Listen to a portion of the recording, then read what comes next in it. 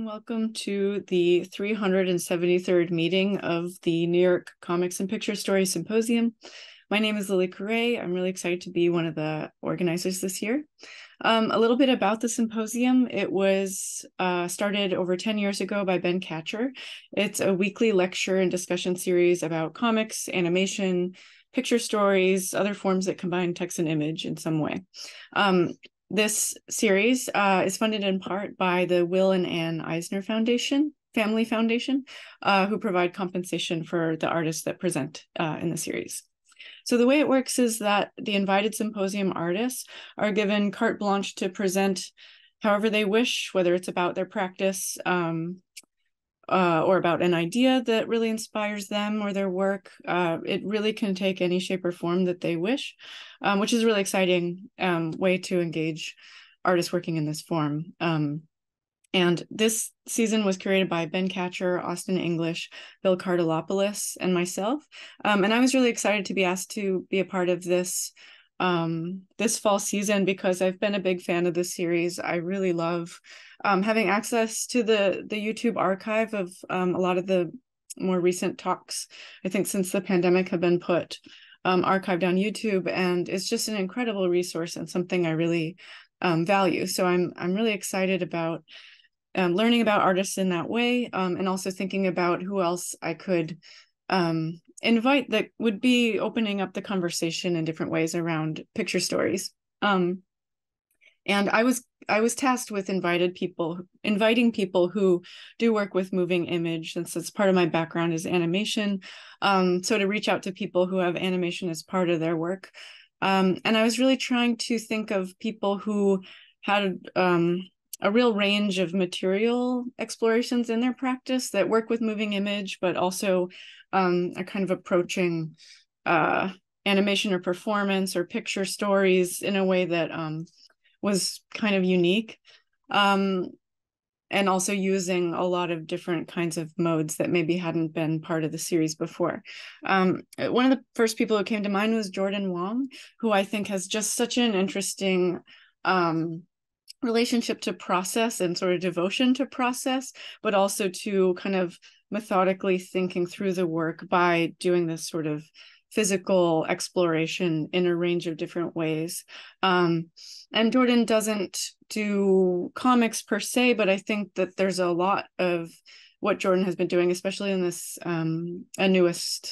his newest film and installation, that I think will be of interest to cartoonists. And it's really interesting to hear how he's embedding autobiographical content into the final form, which is also using kind of inventing his own symbology and using the grid in a lot of different ways to convey his own story and portraits of his family. So if you have questions for Jordan during his talk, you can put them into the chat, and we can get to them after the presentation. And I want to give the official bio for Jordan. Jordan Wong is an experimental nonfiction filmmaker whose work pursues emotional honesty. His practice explores concepts of escapism, loss of control, struggling to remain present, and our inability to communicate with one another. Drawing on autobiographical experiences, his works engage rules, repetition, trauma, and efforts to create a queer lens through which to view the world. He lives and works in LA. And with that, I'd like to hand it over to Jordan Wong. So the presentation that I want to give is mostly about sort of one very sort of expansive project that I finished recently. And I think I'm just gonna get right into it because there's sort of a lot to talk about with it. And I don't want to belabor that too long. So I'm gonna start sharing my screen, and hopefully someone will say something if it something weird happens. Cool. Okay, so wow, these are so pixelated. So these are two GIFs that sort of if you like sort of exemplify this recent work that I've been sort of recently finished up on. And yeah, I'll sort of get into that eventually. I sort of want to give a little bit of context and sort of what led me to this project that I think just will I don't know, make a little bit more sense and provide a little bit of background into like how this sort of very lofty project came to be. Let's see. So all right. So yeah, first and foremost, like I studied animation, and that's sort of my primary area of practice. I went to undergrad for animation and went to grad school for animation as well. And both of those programs being almost a little bit more specifically geared towards this sort of like fine art side of animation, so quote experimental animation. And so I thought it might be interesting just to sort of show, like, to sort of talk a little bit about the project that I've sort of made in between graduating undergrad and starting grad school. Most of the work that I did in undergrad was sort of much more was actually almost entirely all hand drawn animation on paper, just with pencils and a lot of rulers and um yeah, I feel like I was trying to get at something that I feel like I've sort of figured out now, but yeah, I was sort of just trying a lot of different things, but and all the work that I made in undergrad, I feel like is very oblique and not very I know it's sort of hiding behind a lot of metaphor that I don't maybe that's like not sort of an approach that I enjoy doing now, but anyway, so this is a long walk to say. This this current project that we're seeing on screen right now is this film that I finished in 2016, and it's called Ugly But Good, and it's sort of it started off as like a zine with a bunch of sort of like really emo and angsty writing about sort of this like post college flail that I was experiencing after graduating undergrad, where I felt like I was I know I was really satisfied with the education that I had, but not in the way, not in like a career way, because I feel like I wasn't really I know I was feeling really lost at the time, and but I had the great fortune of doing this sort of like very rural residency in a very sort of rural part of Massachusetts, where I got to be there for uh, pretty much like an entire semester. And so there I had this writing that I had done sort of prior to that. Like I had been working like an animation job at the time, and I was sort of really sad, and that job kind of made me miserable, even though I think I have a lot of uh I'm grateful for a lot of things, but I think anyway, that job sort of made me really question like a lot of different things, and eventually wanting to deciding that I wanted to teach in the future. But and so during that residency, I made this like kind of goal that I really wanted to focus on uh doing more of a stop motion approach to animation, by which I mean like just wanting to work with objects, basically anything that didn't involve drawing. And so really wanting to work with sort of found material and thinking about how that I don't know how that could make a film in sort of an interesting way that might match with the sort of emotion that I was feeling with the zine that I had made. Because I sort of wanted, the intention with the residency was to turn the zine, which was, I don't know, maybe about like 10 pages of sort of like just gonna say like emo writing, and turn that into like sort of a personal film. And I didn't really have much of a game plan in mind when making that film, other than I wanted to work. I just didn't want to draw because I had been doing that for so long, and I wasn't really interested in wanting to pursue that for this project. So what we're seeing on screen right now is sort of one of the examples of like an exploration I was doing there. It was kind of this like really posh school for students with learning disabilities. It was a really interesting program, but they also had a lot of money, and so I mean, this feels really wasteful in retrospect, but I was able to sort of like get a loaf of bread and just play around with animating and photographing that and seeing what sort of interesting imagery would come out of that. And so the GIF on the bottom is with some minor editing what the animation that arose out of that. Um, let's see. And then so yeah, that entire semester was sort of using that kind of logic of finding almost using sort of like found material or like creating artwork, creating like very not sophisticated artwork that might be visually interesting. And so I was sort of at this residency, there was one other resident artist there who this really amazing, talented painter who we went to the same school, but we'd never really crossed paths. But and so she was making some paintings there, and I sort of was able to get a hold of like some of her leftover like canvas material, and so working with like really lo-fi printmaking that like wasn't, I think, like as individual images like weren't very interesting, but trying to create this sort of like automation process where I'm just sort of creating images and seeing if there's sort of like movement that could be found within these different objects that I was sort of using to create images. Um, there was also like a dark room that had seemingly unlimited amount of like photogram paper, which I had never worked with.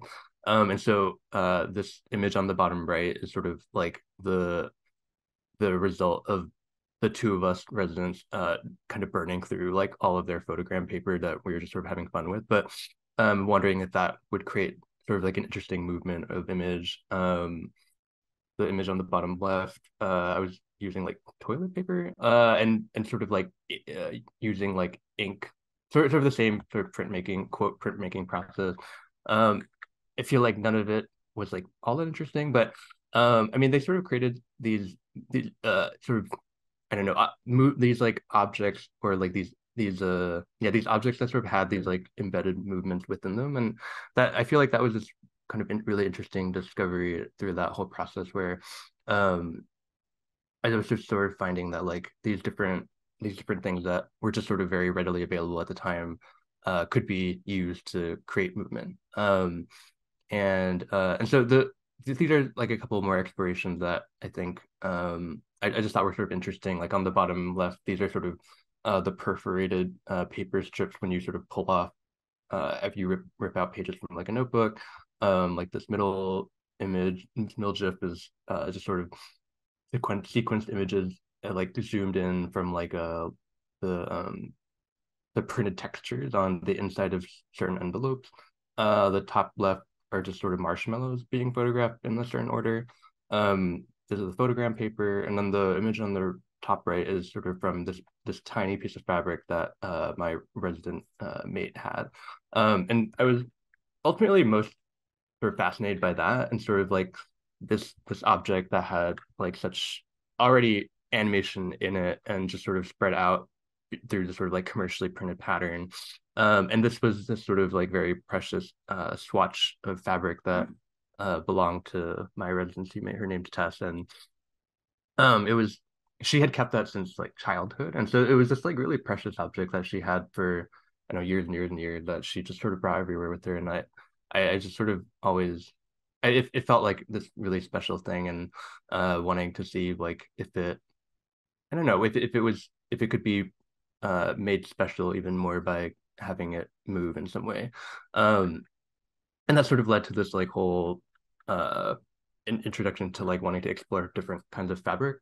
And so after that project was done, I don't, we're not going to watch that film, but it's like on my website if you want to watch it. But um I ended up going to grad school at Cal Arson. And so the project that I really wanted to explore there was wanting to work more in the sort of fabric realm, and seeing what I feel like that was sort of like a really brief introduction to working with like printed fabric, and seeing if there was anything else that might be able to be kind of squeezed out of that idea and extrapolated upon to see if like, yeah, like can that be a film? Is that interesting?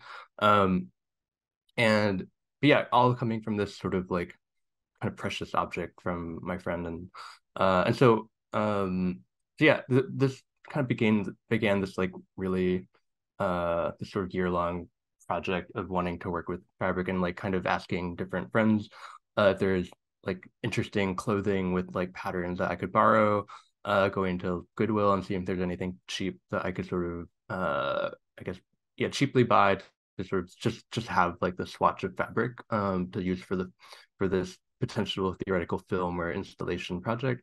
Um, and so I began like photographing all these different patterns. Um, these are just sort of like a small sample of that. Here's sort of more examples of different patterns and different interesting fabrics I thought just would be pretty to work with. I was more interested in just creating sort of this like archive of animation imagery, and not thinking too critically about like what it meant, or what, I know, what sort of symbolic meaning could be behind these different objects. The majority of them, like everything all the different fabrics were from clothing, and they all sort of belong to someone. And so I don't know, it was hard to not it was hard to separate that concept from the project. And so it's all sort of there in some ways, but um yeah, so there are two samples. I ended up so that was sort of like one aspect of the project of just creating this giant library of animated fabric patterns and seeing just if that was interesting and where that could go.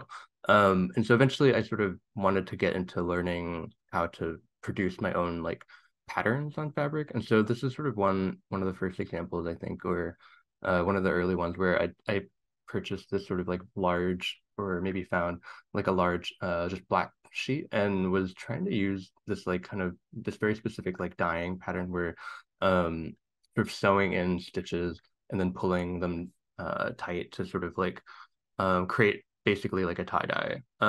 And so I was trying to this with this one in particular, I was bleaching it to see what would happen.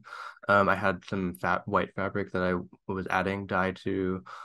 This is all very like very DIY, and I didn't entirely know what I was doing.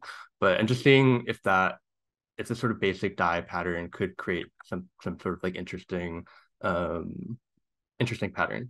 And so these are like a couple of selected few ones that turned out really well in terms of animation. And there was a sort of specific camera setup where I could have it on a downshooter and have the camera actually sort of move along, have like sort of a complicated or like a basic camera move with animation at the same time. Um, and so it's sort of you can sort of see on like maybe yeah on both of these images there's sort of rows that have been created from this specific kind of dyeing pattern. And if you sort of follow like those rows and you kind of go up and down those different rows, there is like they're essentially frames of animation. And so I don't know if I put the GIF anywhere. So this bottom left part is kind of like a GIF from that one fabric that we saw on screen earlier. But um, so it kind of created this almost like breathing effect where it's sort of appearing and disappearing.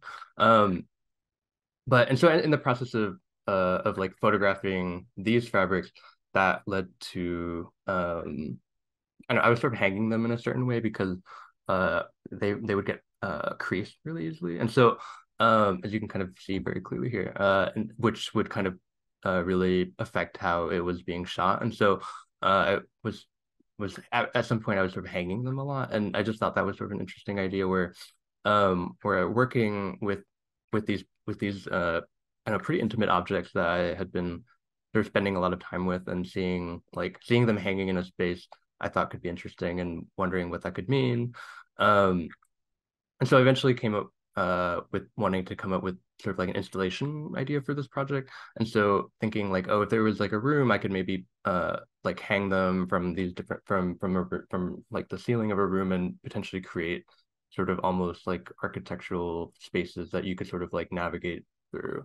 So that's sort of like the basic idea I had initially. And so this is me trying to create like these wooden bars that would sort of hold them up. Um, this is sort of like the layout in the installation space, and just trying to map out like how it would sort of fit in like a gridded system, and create this sort of like faux architecture. Um, and this is sort of the installation being put up. And so I feel like this initial project was sort of interesting because I felt like I made this sort of connection. I feel like this connection made sense and I had this moment of clarity where I was working. I should also say this is after finishing the film, which I didn't really talk about, but all this work with this pattern fabric and dyed fabric, um, after having this collection of animated sequences, I ended up creating this film called Mom's Clothes.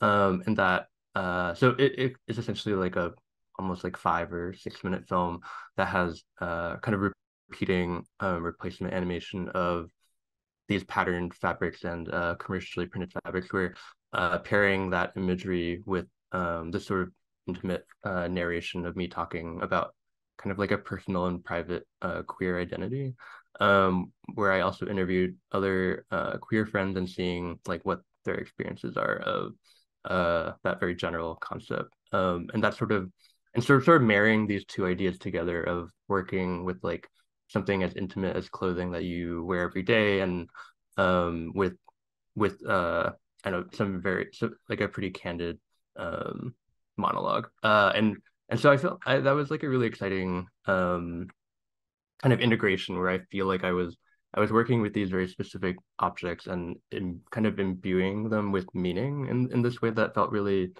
interesting to me at the time.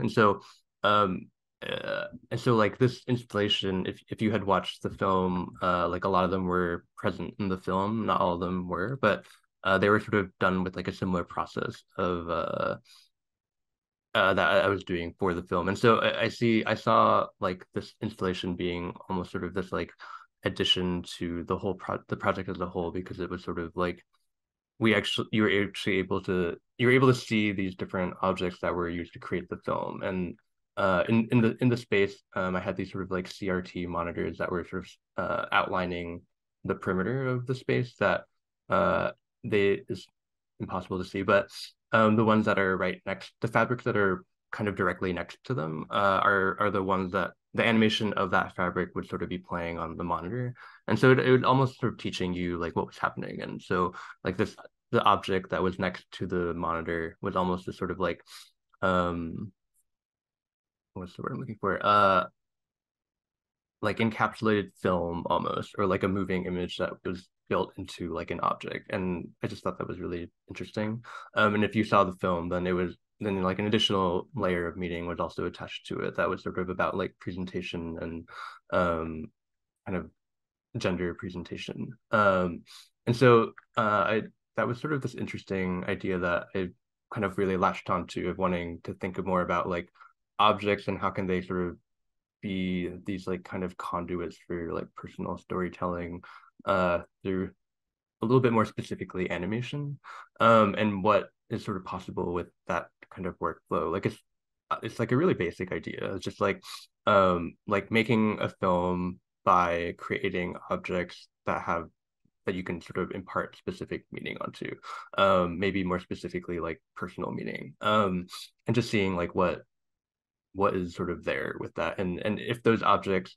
themselves, in after the creation of them, are they interesting to exist outside of the film to look at, and can there still be meaning garnered from that, from them in that way, where because they're I don't know, in the process of making this whole project, and I still have almost all of them, and I feel like this pretty great attachment to all of them, and I wouldn't really want to give them away, even though the project is pretty long gone. Especially this one in particular on the bottom left.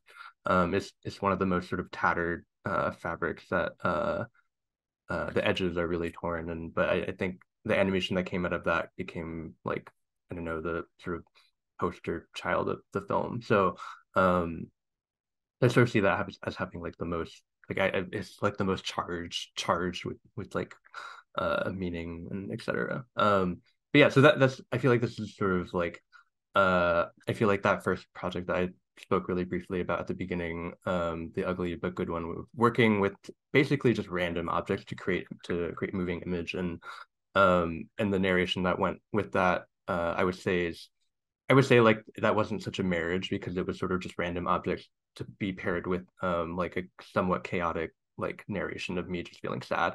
And I think it made sense at the time, but I think this was the start of that process where I felt like it was a much clearer kind of marriage of ideas, where I felt like the form matched the function, and the symbolism that sort of paired with all those things kind of made this really uh this thing that felt much more meaningful and intentional.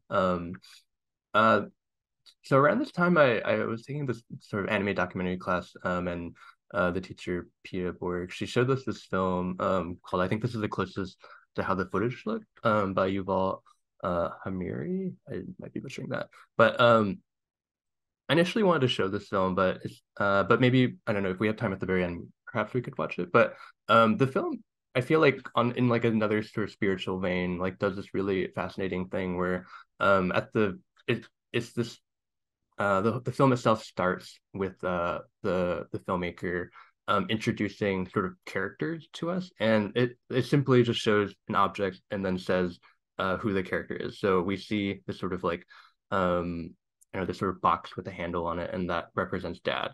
We see a tube of paint, and that represents mom.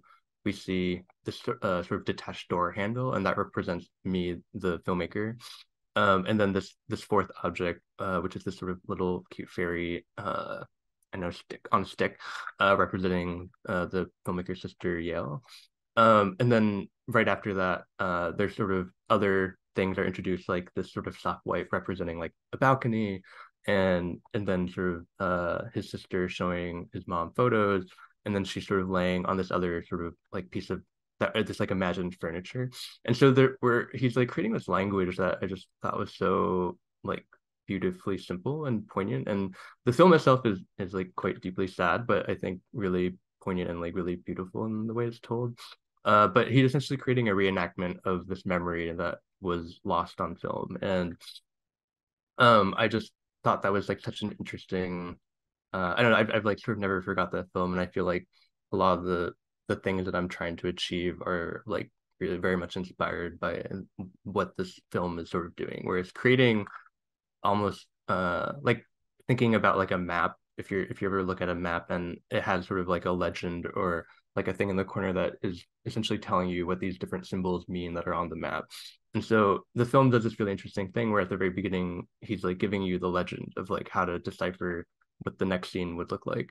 And I know that concept is like so simple, but being sort of now thinking like, oh, what can I like do or like extrapolate from that in my own practice that could be really meaningful. And like the story is also deeply personal with this film, and so that was also like sort of a big point of inspiration with the piece, and thinking how can you like, especially with these objects, they're so everyday, and there's nothing relatively like um I don't know, like a I don't want to say special, but there's nothing terribly like extravagant, or they're such everyday objects in some ways. And but they're so charged with like this meaning now, which just after being introduced as these characters.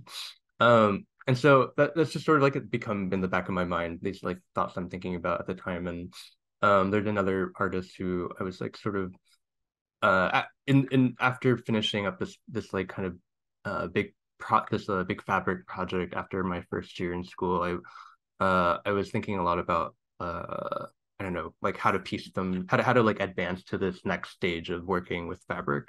And it just sort of seemed really logical to like to think like, oh, what if I put those fabrics together and created some kind of patchwork or a quilt? And so I was just sort of Googling like different artists who might be working in that way. And there's this really interesting artist named Valerie Goodwin. And I just sort of found this book that she made where she makes all of these like fiber collages quilt maps. And they're pretty abstracted, but I felt like it was really doing this sort of fascinating thing that kind of a weird coalescing of like ideas I was thinking about at the time that just sort of like somewhat already existed, where this person was interested in maps, interested in that fabric and working with quilts, and then also uh like a different this sort of like language and deciphering of this like thing and this like imbued object of like a quilt. And I just felt like a sort of magical thing to find at the time.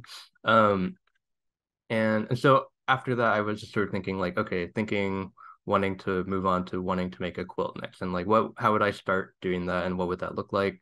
Um, I sort of stumbled upon this like stitching technique called sashiko, which is originally intended to be used as like a mending technique, like mending clothing. I feel like it's becoming really popular right now. Just like a resurgence of it is being popularized in this recession that we're in. But I was really attached to the idea because it seemed like an interesting way to like almost draw on fabric without drawing in a conventional way. I mean, it's like a very like kind of a really masochistic way of drawing because you're like stitching every little thing. But um I don't know. This was sort of like the very beginning of that idea where I just had a fat piece of fabric, like these tiny pieces of fabric, and wanting to like I don't know, stitch a grid on it and seeing what would happen and if that was interesting. Um and this is sort of like a much more like a labor intensive version of the sashiko thing I was mentioning, where it's much where like the end result you essentially have these sort of like plus signs all over the course of of the whole thing. This is when it was sort of still in progress. Um, and so I ended up like kind of photographing them. I foolishly didn't actually put any GIFs of what they look like, but you can kind of imagine they're just sort of squares and they're not, I would say, particularly interesting. But these were just sort of like the initial studies, quote studies I was doing at the time that where I like didn't really know what I was doing, and so I was just kind of creating busy work for myself to see if in the process of creating these objects, if that would sort of garner some sort of like I don't know more interesting idea. Um, which it did. And so these sort of like initial studies, I feel like were I don't know sort of interesting thoughts for like this grander idea of like a quilt project. These I feel like I didn't actually do too much more with these after that, but I feel like it really kind of put me in this specific headspace that I thought was really helpful. And so after kind of doing these studies that seemingly sort of went nowhere, I came across this opportunity through school to do this residency at this really posh like tile company in Pasadena, which um I hadn't really heard of, but it was this kind of one-time deal that like CalArts had this relationship with them because another student had a family member who was working there, and so they were doing this like really amazing opportunity to do this residency there. And so this is like a really awful proposal I wrote in like I don't know 10 minutes, and then these are the images I submitted for the proposal, all terribly last minute. But the images on the left are sort of like old sculpture works that I had done, and I only kind of submitted them because that was sort of like the visual language that I was interested in, of this sort of very geometric geometric land that I was sort of stuck in undergrad, and kind of all based on this like I don't know idea that I don't super subscribe to now, but like using shape language and stuff like that. All very kind of animation nerd talk, but and then these images on the right, I sort of like included as sort of like a an idea board for like what I wanted to do. Essentially, the proposal that I had was like so I knew for this kind of grand project that I wanted to make a quilt eventually. But this was at a tile company. But I sort of in the research of like what they did, like a really common tile size is like a 6 by 6 inch square, which is essentially a very common kind of tile size for making a quilt. And so I was sort of thinking on that same logic of like, oh, what if I propose to make like a tile quilt for this residency? And I don't even think I said specifically what I wanted to do with that. I just wanted to make a quilt. I didn't even say what it was about because I had no idea what I wanted to make. But around that same time, I was like kind of working on this other idea for a project where kind of revisiting wanting to make a piece about like my parents' divorce. And that thinking that could be like an I don't know like such a like sort of college or like grad school project where you make a film like about your parents. But I think I don't know I had tried to do that before, and I really struggled with kind of not being at like arm like not creating enough space in between the subject matter and myself, and it ended up the first initial project I did where I tried to do that in undergrad, it ended up being kind of a bust because I just couldn't I know I was suffering just like from too much paralysis of making the project. And so that's I didn't even say that in this proposal, but that ended up being kind of where that idea went, where so this is all sort of like visual like Pinterest board of like what the designs of the tiles could look like. It was so amorphous. It felt like a real miracle that I got that. But I ended up getting it. And so I when I was talking with the person that was working at the tile company, we were sort of I was sort of I had sort of limited amount of time of like a concept for what I wanted to do. Like so the original proposal, I wanted to create a queen size like tile quilt, which essentially meant like based on that math, it would be like 220 different tiles that would come together to create that size of a project. So that's 220 tiles that need to be designed in some way, whether there'd be like a repeating design on it and or what. And that I kind of did that thing where I like proposed this thing that felt like tremendously out of reach, and then was stuck having to deal with it after. But I know that's how cool things happen. So um So anyways, I proposed that idea and they were somehow game for it. And so these are sort of initial just like visual language ideas that I was thinking about of like what the tiles could be. And so I had no idea what I wanted to do like visually with it. Like even these just as like a visual language, like that wasn't really enough to like come up with an actual idea of like what it would look like. Like they're just sort of shaped and different lines. And so but like sort of what's the content of the thing. And so I started, the only logical way I thought to sort of approach this was thinking about like maybe approaching it one step at a time. And so the actual just border of this tile quilt, thinking like how could I design that in a way that would make that would just be at the very least like visually interesting. And so at this time, like I had landed on the idea that I wanted to make some kind of quilt piece that would be about my parents and then narrowing it down a little bit further to be specifically about my dad and thinking like, okay, maybe I can like how am I going to make a film about this person that I don't really have a relationship, I don't think super highly of and know quite little about. What are different pieces of information that I could actually do about him visually that would make sense that where I also didn't have to draw him or I didn't have to, I don't know, do anything too sort of like too didactic or just something that I just didn't think would be interesting. Um, and so that's just kind of all in the back of my head. And I at the time I like borrowed a bunch of books from Alexander Stewart, who was in the room, and I still have these books many years later. I'm sorry.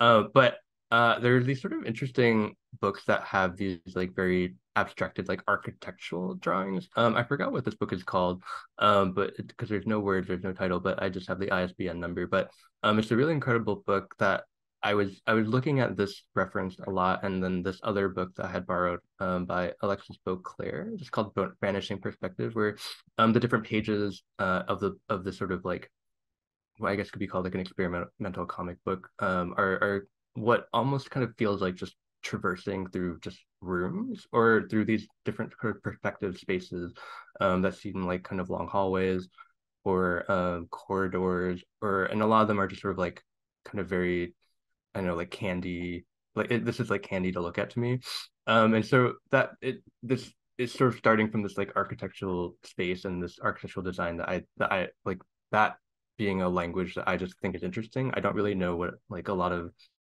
architectural design stuff means like and so this is like an image from this other architectural book I just found at like Kuniya that was like on sale that like it's all in Japanese. I have no idea what it means, but they're sort of like aerial layouts of like different buildings and rooms or restaurants. And they're just really interesting to look at. Like again, yeah, no idea what it means. But so these are sort of like things I'm thinking about and I'm trying to figure out how to like I don't know, put them into like this thing that would like look interesting. And so this is sort of like the very, I think probably the very first design I made of one of the tiles where I was just like, okay, so maybe I can take like this literal like design and like how do I sort of make it sort of my own in this way where like I'm thinking like where it starts small and we end big. So like we're like getting toward we're like we move through space very like minimally sort of and so this is the very first one where like it's almost like this largest space here where we're kind of at the end of a corridor. And then adding a lot of like I know what I might just say like flourishes to the side of it that just sort of like I thought kind of looked interesting based on like these other things I was looking at architecturally, but like don't really have any significance. Like this is itself is just like a very stylized room. Is kind of where I landed at the end of the day. And so uh just jumping ahead a little bit. So this one on the far right was the very first one I made, I think. And then I was thinking like, okay, so I have a really basic like workflow now where I'm trying to get from point A to point B, which is basically like I guess almost moving backwards, where the vanishing point of that hallway is like getting smaller and smaller. And so it the idea sort of was like to move to like very abstractly move through space. And how do I get from here to here and create some sort of like animation where like maybe this could be one tile and then animated to sort of go to like the further like a further away from the hallway. And so this is kind of just what ended up happening. Like I was really just riffing in Illustrator like alone in a room for like a long time to sort of like get this base this sort of this design down. Like I can't really tell you how I got here. I just sort of like locked myself in this room, and then this is what came out. Where I had the basic outline of just that this like hallway, and then adding these other things and these other sort of shapes to it, and the shape ended up sort of becoming this like again like abstracted character almost. I don't know, even that's kind of a stretch to say, but um anyway, so I landed on here and I was like really happy with this design, and I was sort of like, whoa, I can't believe it took like I don't know, 2 weeks to do this. Which at that rate, like I needed to do the rest of the whole tile project in like I don't know, like a month. And so I already ate like such a significant portion just doing this part of just doing only basically like uh sorry, just jumping ahead, like the edge of this like top and bottom edge and maybe the side edge of this gargantuan like project that I was like trying to undertake. And so I was like kind of freaking out. But anyways, so I'm just jumping back a little bit. So I that's at this point, those are the only designs I had made, and but we kind of already needed with the sort of journey of this residency, I kind of needed to figure out like the colors that I wanted and just like what that would look like. And so these are some initial tests from that time. Um Again, absolutely nuts that they were game to do this. I'm very grateful. But and so these are some initial tests where I'm really not a person who thinks very much about color. Color is almost so insignificant to what I'm making and something I almost rarely care about. But for this piece is maybe like the one time ever where that like kind of mattered. And so I just like really didn't know what I wanted to do.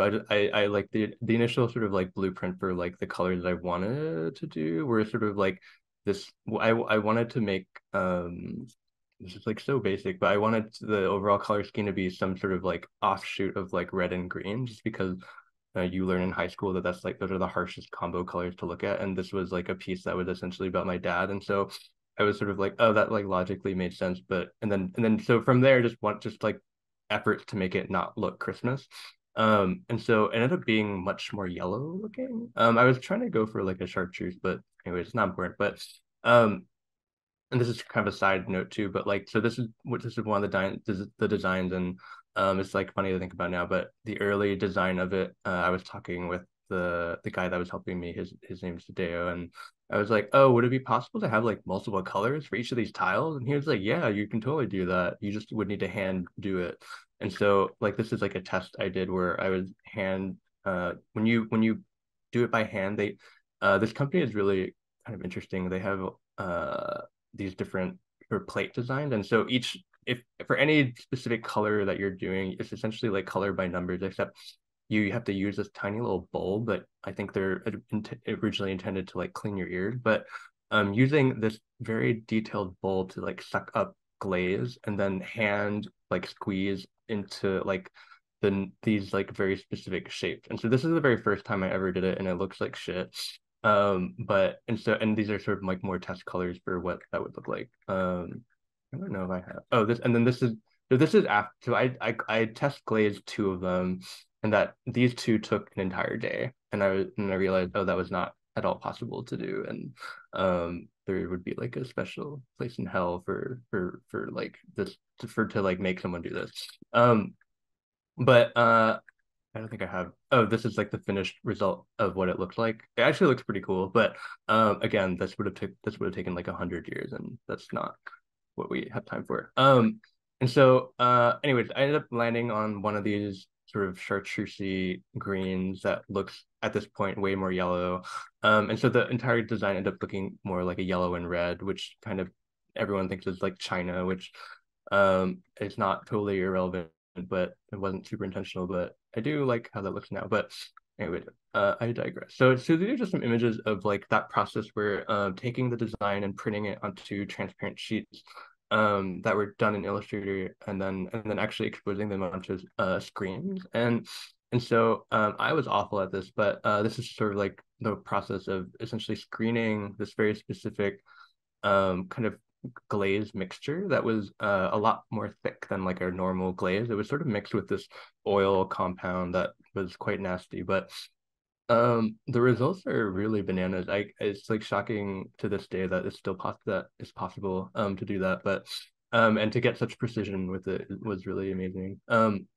and also the only reason these yellows are here was sort of to workshop this color idea that was a total bust. But anyway, so the image on the left here is the vector, the original vector design in motion. So just sequencing the images at like a 12 frame per 8 second. And then the one on the right is after it's actually been fired. And so the process, that's not terribly like important to know, but the tiles themselves were spray glazed with the base coat. And so for these, it was sprayed with the sort of yellow green glaze mixture and then fired, and then once it's fired, they screen the additional glaze kind of oil mixture on, and that's sort of the more fine detail. And then after that's been screened on, they just fire it again. And so the reason why we did these sort of initial tests was just sort of to see how like that that like the secondary glaze would sort of infuse into the base one, and if those colors would match, if these reds would need to be more intense. And so there was a lot of workshopping. Here's a really fake photo of me doing it. And yeah, and so the entire design of this had to be simplified color wise. A lot of the designs, like just line art, had to be simplified too, because if the lines were too close to each other, it was just impossible, and it would end up like smearing with each other, and it looked terrible. So there was like a lot of troubleshooting at first that I had blocked out at this point. But the basic colors, the color schematic of the whole thing is just this sort of like chartreusey yellow with this red, and then they sort of are inverted. And so that's really the basic color scheme of the whole thing, which I think at the end of the day made a lot of sense and made this very lofty project possible. But um, anyways, I guess going back to the actual design. So at this point, I truly only have like this top and bottom, which I ended up putting on the side too. So it ended up, so there was like the thing I took 2 weeks to do, borders the whole thing, and it sort of I have like a kind of weird attachment to it. But at the end of the day, it doesn't really mean anything. Like that was just sort of the start of this project where I just felt like I needed to make like a border around this thing to feel like I felt like I had a handle on what the heck I was doing for this project. But it does sort of do this like yeah, it's just, and then there's sort of like sequential images, and they like kind of mirror each other. Um, anyway, and so these next couple images, I guess, are just more like photos from different books I was looking at. Maybe it might have been the same book that I showed before, of just like these kind of architectural schematics and of like spaces I don't understand, but I just think visually look really beautiful and interesting. Um, yeah, again, that's what the different colors look like. These are some of the initial like final ones that I was really happy with. So this was all during the summer, like a few years ago, and it was, um, yeah. Anyways, that's for scale, me holding it. And so now I was in sort of like real crunch time of like, okay, what the fuck is this actually going to look like? Is this possible? Am I going to actually be able to finish this? So I spent the entirety of June like having to make these really important decisions on what the interior of this thing would look like. And I sort of landed on this idea of wanting to work. So I knew this was going to be about my dad, and I knew that architecture would be involved in some way. And so I was thinking like, okay, so a lot of this project was inspired by like trips visiting him over the course of time after my parents had been divorced. And so he's lived in a couple of different places after they got divorced. So I was thinking like, okay, so when they were still together, they lived in San Francisco, which is where I was born. After that he divorced my mom, and then he moved to New York because he wanted to live he wanted to he had different career goals and didn't care that much about us. And then so we moved to New York, and then we actually ended up visiting him there at some point, and we saw where he lived. And then after he was living in New York, he ended up moving back to Hong Kong, which is where he's from originally and where my family's from originally.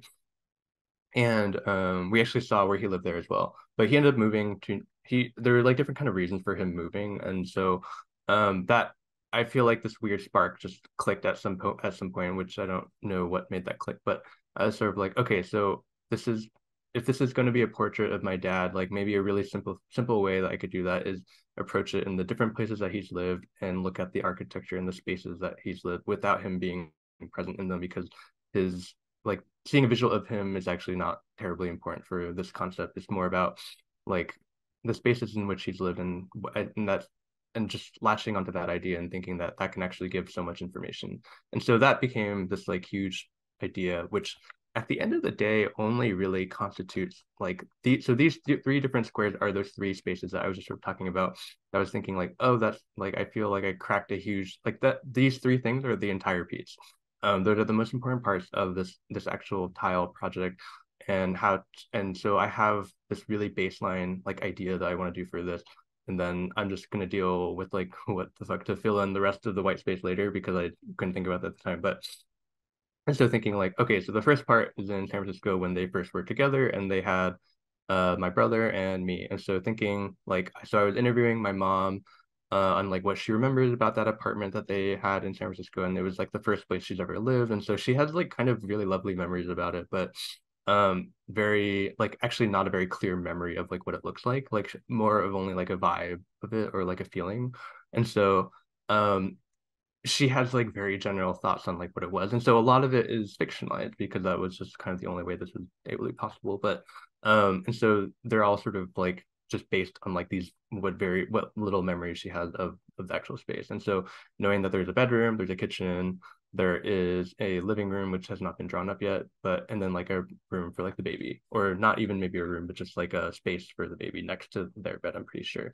And so I mean this is all, yeah, again, this is pretty fictionalized, and I don't actually know what this layout looks like. I've never actually asked her if this is at all an accurate view of it, but I'm almost there's no way it is accurate at all. But and so thinking from like this is like the starting point. So these four spaces within this like 16 square block. So thinking like, okay, so that's like a great rule I have for myself now. So I only really so these four in the middle of this square are the most important for each of these. And then the other surrounding squares, I'll figure out what to do with them later. Like maybe that could be based more on like other memories with that time, other locations. I'm not sure yet, but that's like kind of where I was working with. And then that gave like a really concrete step forward. And so these are other just like screenshots I was taking that was getting fed from like Instagram and Pinterest, of like different visual ideas I was thinking about that kind of might make sense of like, do I want to think about other room shapes or should I make it only like aerial views? And then I was like, oh, that doesn't make sense to change that language. Other sort of like, I don't know, trendy, like it's nice, that stuff. And just other things that sort of made sense at the time that like of like a very like I don't know, candy design that I think is looks interesting but doesn't really mean anything. Um there's another book by this artist named Kaneo Sachiko that I also just think is really like funny and interesting. I have this like big book of kind of anthology of works that this person has done, and a lot of it is sort of like sexy businessman being like tied up. But there's also like kind of a lot of interesting comics that is in the book too that I was thinking about, and eventually like one of these staircases from part of the book made its way into this project. But this I feel like that was a reference I was looking at because I was trying to make aspects of this project like more juicy and not so stale, but it like didn't quite make sense for this. But and so this is the Hong Kong square. This is like some in progress shot I was at some point where I was like, and so at some point my family, my mom, aunt and brother, we had visited his apartment in Hong Kong where he was living with his sister. And so I had one more resource. I had my brother to also ask about how this apartment looked like and what we remembered. And so we kind of had this collective memory of what we remembered, but all of us had pretty conflicting thoughts. And we really don't. I have a very poor recollection of what it looked like. And so again, this is relatively fictionalized. I mean, it's like I think the basic form is there, but I mean, at the end of the day, it like kind of doesn't matter. It's more about like I feel like this feeling that I was getting from the space and the feeling I felt of remembering it and how that affected things. And so like one of the really important memories of the space is that like it was really crowded, it was really cramped, there was a lot of stuff there, it was very tiny, and there was almost no room to like walk around, and I don't know. It's like it was in like a very high. It was in a very far kind of high rise apartment in like uh, a place that took us a very long time to get to. That's as descriptive as I could have been about this apartment that he lived in. And so, but based on that, like I feel like I don't know. There was a lot of things to kind of come up creatively with those thoughts, and there, like a cinder block ended up being like a big motif. Anyways, um and yeah, and he shared this apartment with his sister at the time, and both their sides, like one of the only things I remembered was that both their sides of the room looked pretty vastly different. Um, but and so this was like progress of that, and then at this point, I think I realized that like okay, so the corner ones of these important squares would be those I think I want to pick like one object from that time period and then really extrapolate on that and focus a lot of thought and meaning into like that concept.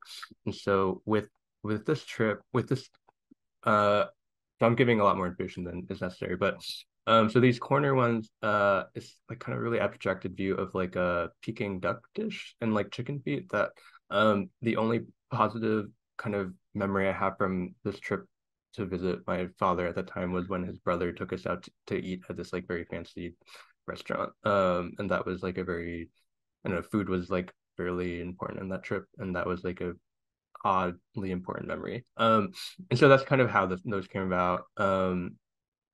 And so just I guess it's sort of jumping ahead because I'm spending a lot of time on each of these slides and there's a lot more to get through. But yeah, so like each of these sections also have so like the corner ones are sort of like object-based memories almost, and then these other sections are like kind of random at sometimes, but like this one with the Hong Kong one, like there was a lot of steps and a lot of stairs that we had to climb for his apartment, and actually don't even remember if there was like an elevator there. And so like the big things I remember about that trip were like his apartment was like incredibly laborious to get to, and like just not for us, but I think in general for him as well. And so that being reflected in like a lot of the stairs, like all the places he lived in ever kind of had a lot of like difficulty getting to, and because they weren't in very like nice parts of quote nice parts of like the city. Um, it's kind of hard to see. Oh, I should have jumped to this before. The other aspect of this is sort of this like Vita C like drink that is really popular. It's sort of like this lemon tea drink. I have a photo of it. It'll come up later, but that was like when we went to his apartment, like that was like the one thing that like there was a huge stack of in the corner that he like was kind to offer. And so that was like another really important memory from that trip. There's like very specific objects from that trip that I like the only things I kind of remember and sort of like latched onto. Um yeah, I can just move on from there. But there's a lot of other stuff with these other ones as well. But that's sort of the basic format of this, where sort of like somewhat location based, but also very like object and memory based on specific things that sort of the only thing that like you would only know if I told you. But again, not super important to like know that. And so these are a bunch of printouts of the different tile designs that I just thought were really interesting. And you know, I never really did anything with this concept too much, but like having them stacked on each other was also like kind of an interesting idea. These are more tests, I guess, at this point, but a lot of them are finished. And so this was like kind of the finished look of like what that would look like. And so I ended up for circling around each of these squares, I ended up deciding, oh, it like what could like a whole like a border within a border of like with for each of these I thought could be really interesting if I actually labeled them like with a city and country if necessary. And that's like one strategy to fill up the space that would also give sort of like the slightest bit of information that would help decipher this kind of indecipherable map that only I could understand what it was. And so I decided like, oh, it would be really great to put the city and location. And I sort of just trying to think of other visual ideas that could go along with that thought of like, okay, so like what so I know I want to put like the location there, and then what other imagery could go with it, and like what are these other things that I could put along the border that could be interesting. At the time I was looking at this Japanese knitting stitch model that just sort of came across at like the bookstore, and I was just sort of paging through and I thought there was this like really fascinating additional like language that was introduced in this book where so at the very beginning of the book of this sort of Stitch Bible there's all these different patterns that are super abstract and look like I don't know very early animations or something, and I just each of them represents something. I don't know how to do this or how to stitch or how to knit, but they each of them have a very specific meaning, and there's like numbers involved, and I just feel like I sort of like touristed into this like kind of very niche thing, and but like later on in the book, there's like specific images of like this whole grid system where all these different symbols like this is this. Like I just was endlessly fascinated by that concept that like this is a literal guide for you to look at, that if you follow this step by step, it will look like this. And that like language building to me was really interesting because that just felt like I know this idea that I've been like thinking about this whole time in like a very different world that of like making clothing kind of, where like, oh, this means that. So we were introduced with like the legend, and now we know how to read what this is. Even though I don't know how to do any of this or what that really means, but like, but that equals that, and I just thought that was really interesting.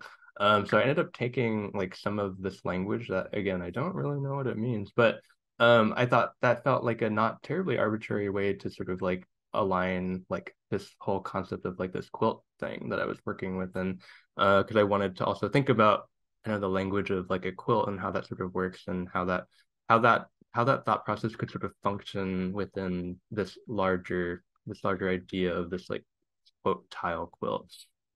And so that ended up being a lot of so the cities were sort of labeled here, and eventually like a lot of this other space was just filled with sort of abstract landscape imagery that again wasn't terribly important or like significant to the project, but because at the end of the day, these are the three, this like kind of trio of like quad is like, or not, yeah, not quad, but this trio is like, that's where all of the meaning is. And so wanting to make sure to spend the most time on that.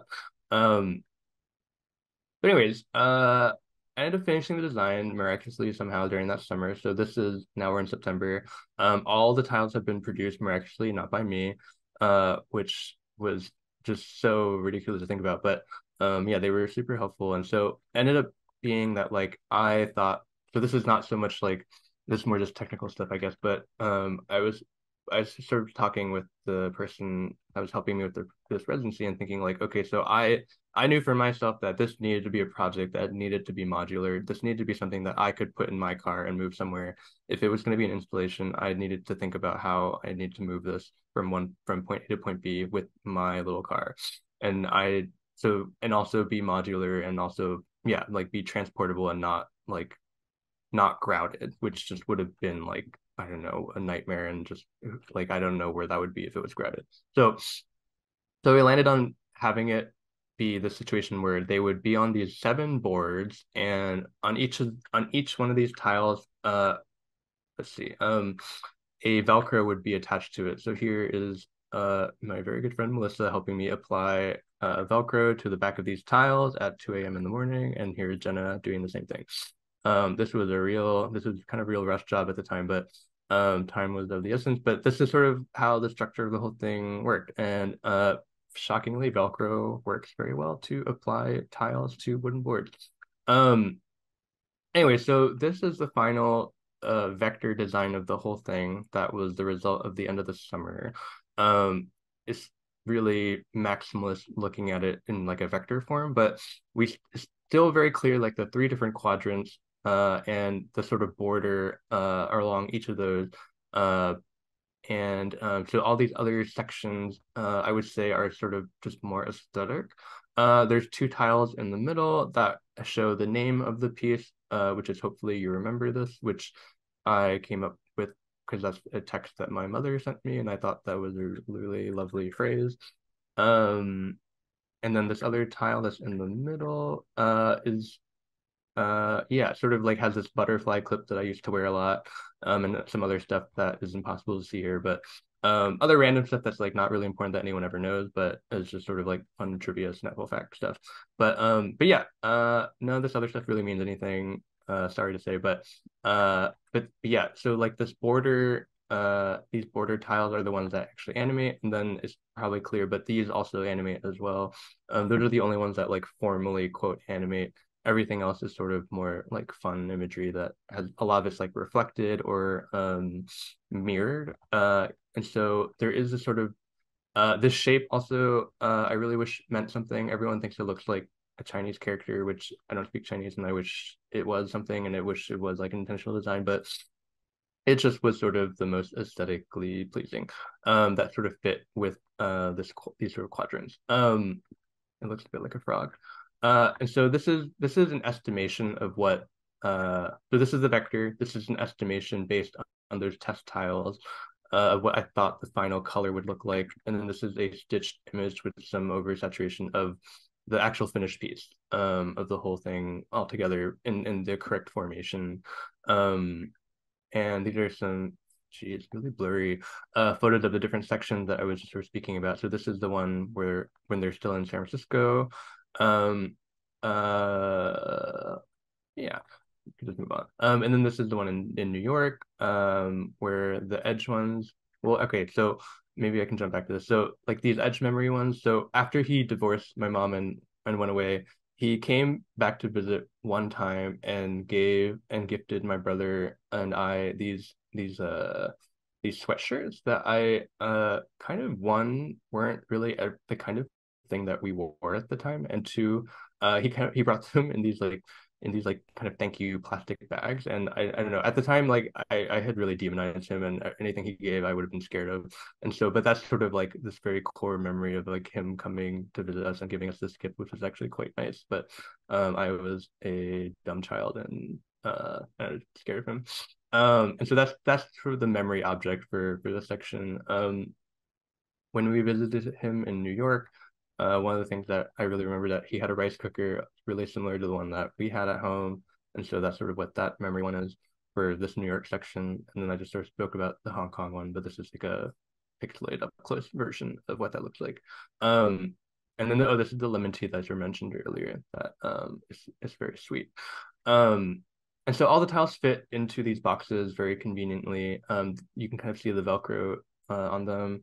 But they kind of all fit neatly into, I think, 12 boxes. I forgot the math on that, but these are it all laid out. I think at this point, I thought I had put all that Velcro on, and I remembered that I ran out, and so I had to apply them, and it was just a total nightmare. Here's my very good friend Ray helping me. Sorry, I didn't ask for your consent to have this photo in this. But Ray is amazing and another very talented artist who you should all look up. But he helped me with this installation, and this wouldn't have been possible without him, and I would have been crying. Um, this is the poster for the show that I had at CalArts, where I this is actually the tile, the middle tile, what it looks like, and minus this text here. Hopefully you remember this as my name. And there's sort of like another staircase. Here's very kind of not very well hung poster that has a little descriptor of what the show is. This is the show, sort of the finished view of the show where you can walk into the space and look at this giant tile piece on the wall. And there's two CRT monitors on the side. One has animation of that outer border that I spent a little too long talking about, and then this animation of this sort of moving space one. Here's sort of like in progress installation. I think at this point I've installed it maybe 3 or 4 times, so it's a lot less scary, but it's still a lot of work. Pro tip, Velcro brand Velcro is not as nice as off-brand for some reason. Anyway, so this is all printed on like a transparency that I just thought was pretty because when the residency was over, I just printed as much as I could to get free things from that company that was very wealthy. And then eventually school started up again, and I was like learning this film class or shooting with like a optical printing class and was able to shoot on film. And so there are portions of the film that I'll show later that are shot on film. They're not terribly exciting shots, but it felt like an exciting thing to try to do. And then this all kind of builds up to working with this giant motion control rig that's on campus, and that using this as sort of like this is the camera to sort of animate the actual board of tiles, which at the time I wasn't I think this was maybe clear from the beginning. This was never really intended to be an animated like piece. Like I made this because I wanted to make a quilt, and then this was like a weird oblique way of making a quilt. And I thought this would just be like kind of a standalone project. And then the more I sort of thought about like all these different things that kind of came together, like I was like, oh, maybe this actually could animate in like an interesting way. And so this is this giant machine that allows you to shoot animation with a moving camera frame by frame. Shockingly, a huge setup for something seemingly so simple, but this is when true hellscape began, of being stuck in this room for endless nights. But so this is the first test ever, I think, of doing using this control rig with these tiles. Where at first I was like, okay, like I don't know how I'm gonna animate this. I'm just going to have very long panning shots of the tiles. And is that at all interesting? And I have learned it is not.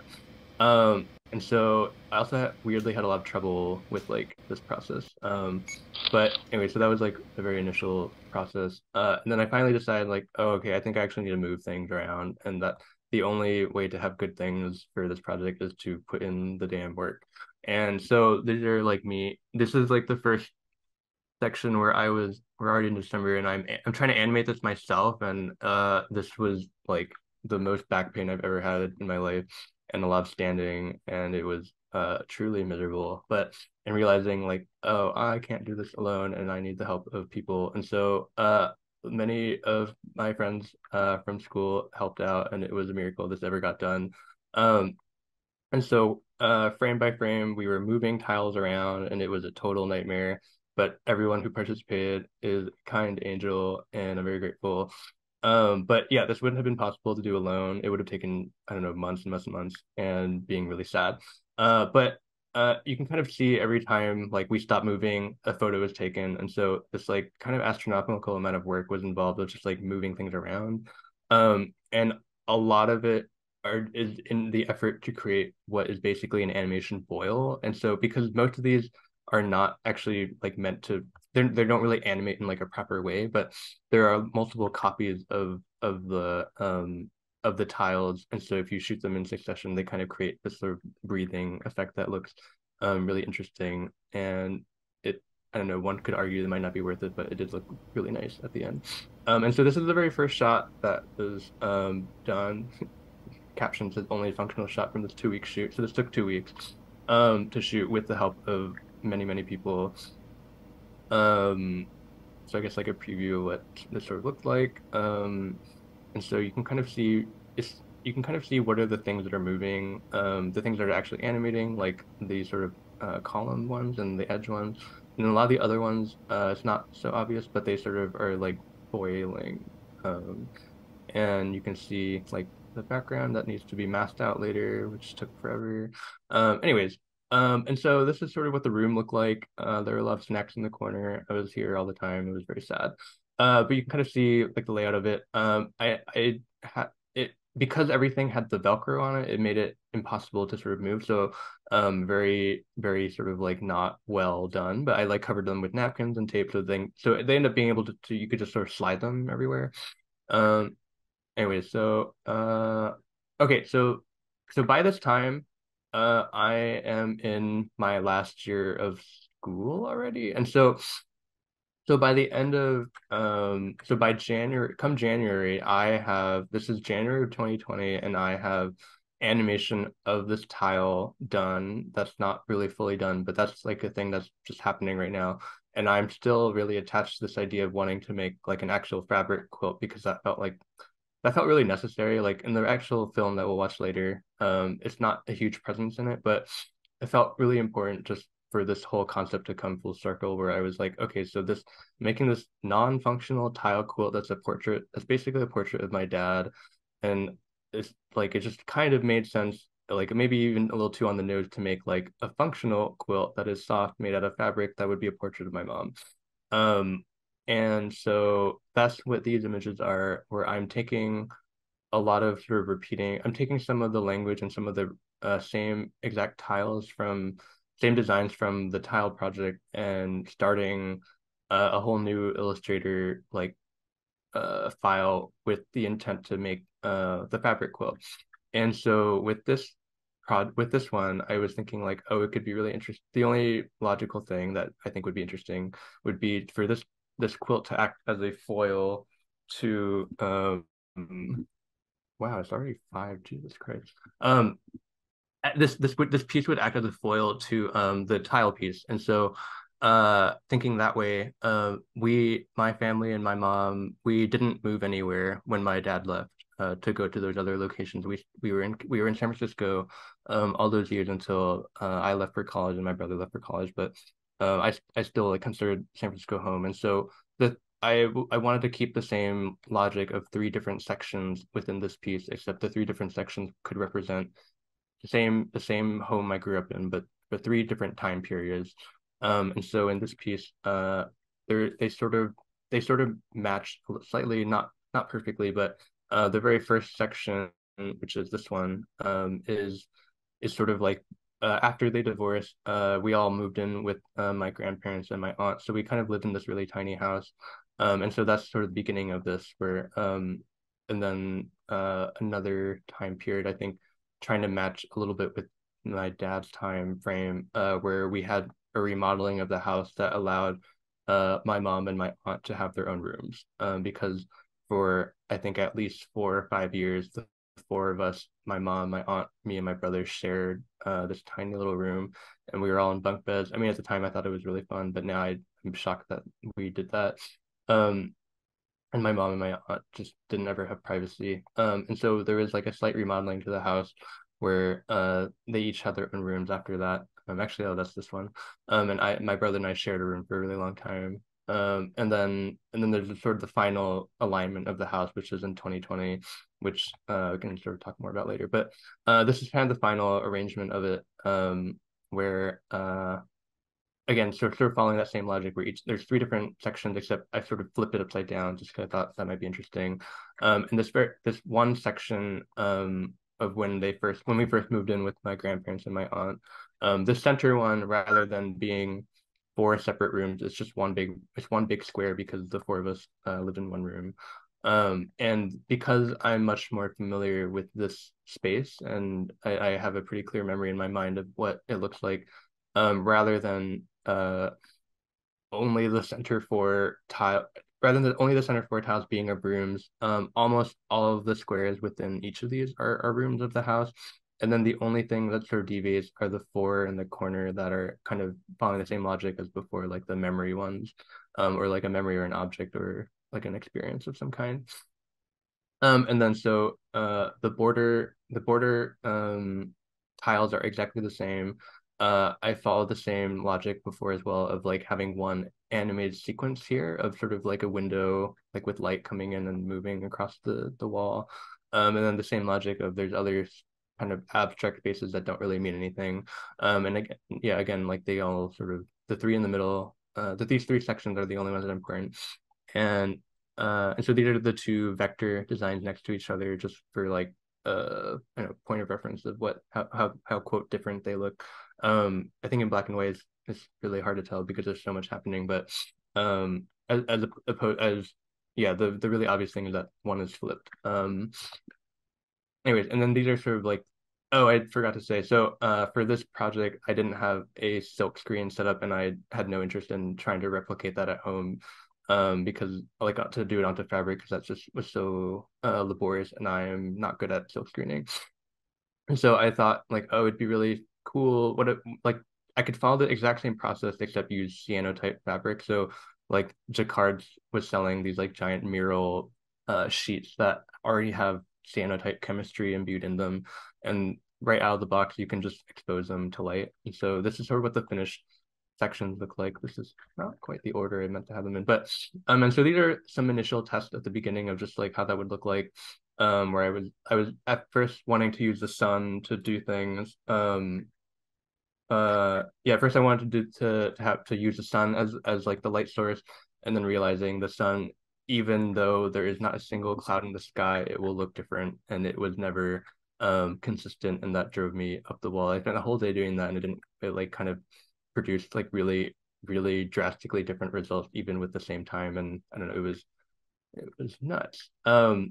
And so I also tried using a different brand that another teacher suggested that like had a like a kind of a nicer linen-y fabric, but that was also like not great for the specific project because it was a lot more unclear. It's not important, but it felt really sad to have to use this like commercial one from like a big brand, but it was the most precise, and which is what I wanted for this project. You can see all these surrounding ones are like kind of at this point scraps because they are just so they're really pretty on their own, but they don't really give enough detail for what I wanted. As opposed to this one. I also made this really unhinged decision to invest in an embroidery machine and thinking that was a good idea. Which it is in some ways, but it's also like what a mess of a journey of that object. But and so these are really early initial tests of doing that, of translating that and those initial vectors and putting them into like the embroidery language and then embroidering them. This is of like the rice cooker on different fabric. This is I ended up making a patch of this really dumb design from this is like one of those memory tiles from the mom quilt where I was like into video games and The Simpsons and then AIM. Uh I was trying this other thing where I had this like UV flashlight that I thought could I thought that would like I thought that could like possibly be the light source to actually expose it correctly. And then this was the very first test, and it was only like a spotlight. And I mean, it looks really interesting, and I actually really want to do something with this idea, but it did not work well. So I ended up doing something else. But and then this was like the really unhinged setup that I had. And I also shared an apartment with Ray, who I mentioned earlier, who's a saint. And the living room was a total mess, but you can kind of see there was a very sort of like Santa's elf workshop going on of like um you can't really see in these images or this image specifically, but each design needed to be like embroidered a couple times. Like I think I needed and like six or something, or maybe eight for some of them. And so I needed to like actually do this whole like have this machine create eight of each of these or six of each of these, which for this design and I wasn't super well versed with this machine yet. It for each of those designs it took about like I don't know, 4 hours to for this to do its thing and then do this. And sometimes it wouldn't work, or sometimes it would like be troubleshooting, and it was just like what a funny time that what a very funny and manic time period that was. I ended up creating my making my own DIY exposure unit where I just took like a tub and then there's sort of like trendy like UV lights that you could buy for your room and then just putting it on this and having like a box that could expose it at like a very precise it could be very precise and there's like a yeah what it looks like and so each one I think I was doing it for like 20 minutes, so everything just was a stop and go, and it was kind of a real nightmare of a ADHD person. um this is my friend Bronwyn, who is incredible, and another animator who also happens to be incredibly talented at making costumes and sewing and knowing how to make quilts. And I commissioned her to actually help me piece these different parts, all these squares together. This wouldn't have been possible without her. We are now in February, so I guess I spent a month or so designing the thing. And so these are me handing off the different squares to her, and then with a sort of, I think I printed out a map for her to follow as well. So she had a lot on her plate, and she was very patient with me. This is a very interesting drawing that from one of the meetings that we had, where it just, I don't know if anyone's ever quilted anything before, but if you're piecing together like a large thing with a lot of squares, like there's sort of an order of operations that needs to be considered that I did not think about. And so all of these sort of colored rectangles that are sort of in between squares are sort of like different points of attachment of like piecing the whole thing together. That was something I did not think about.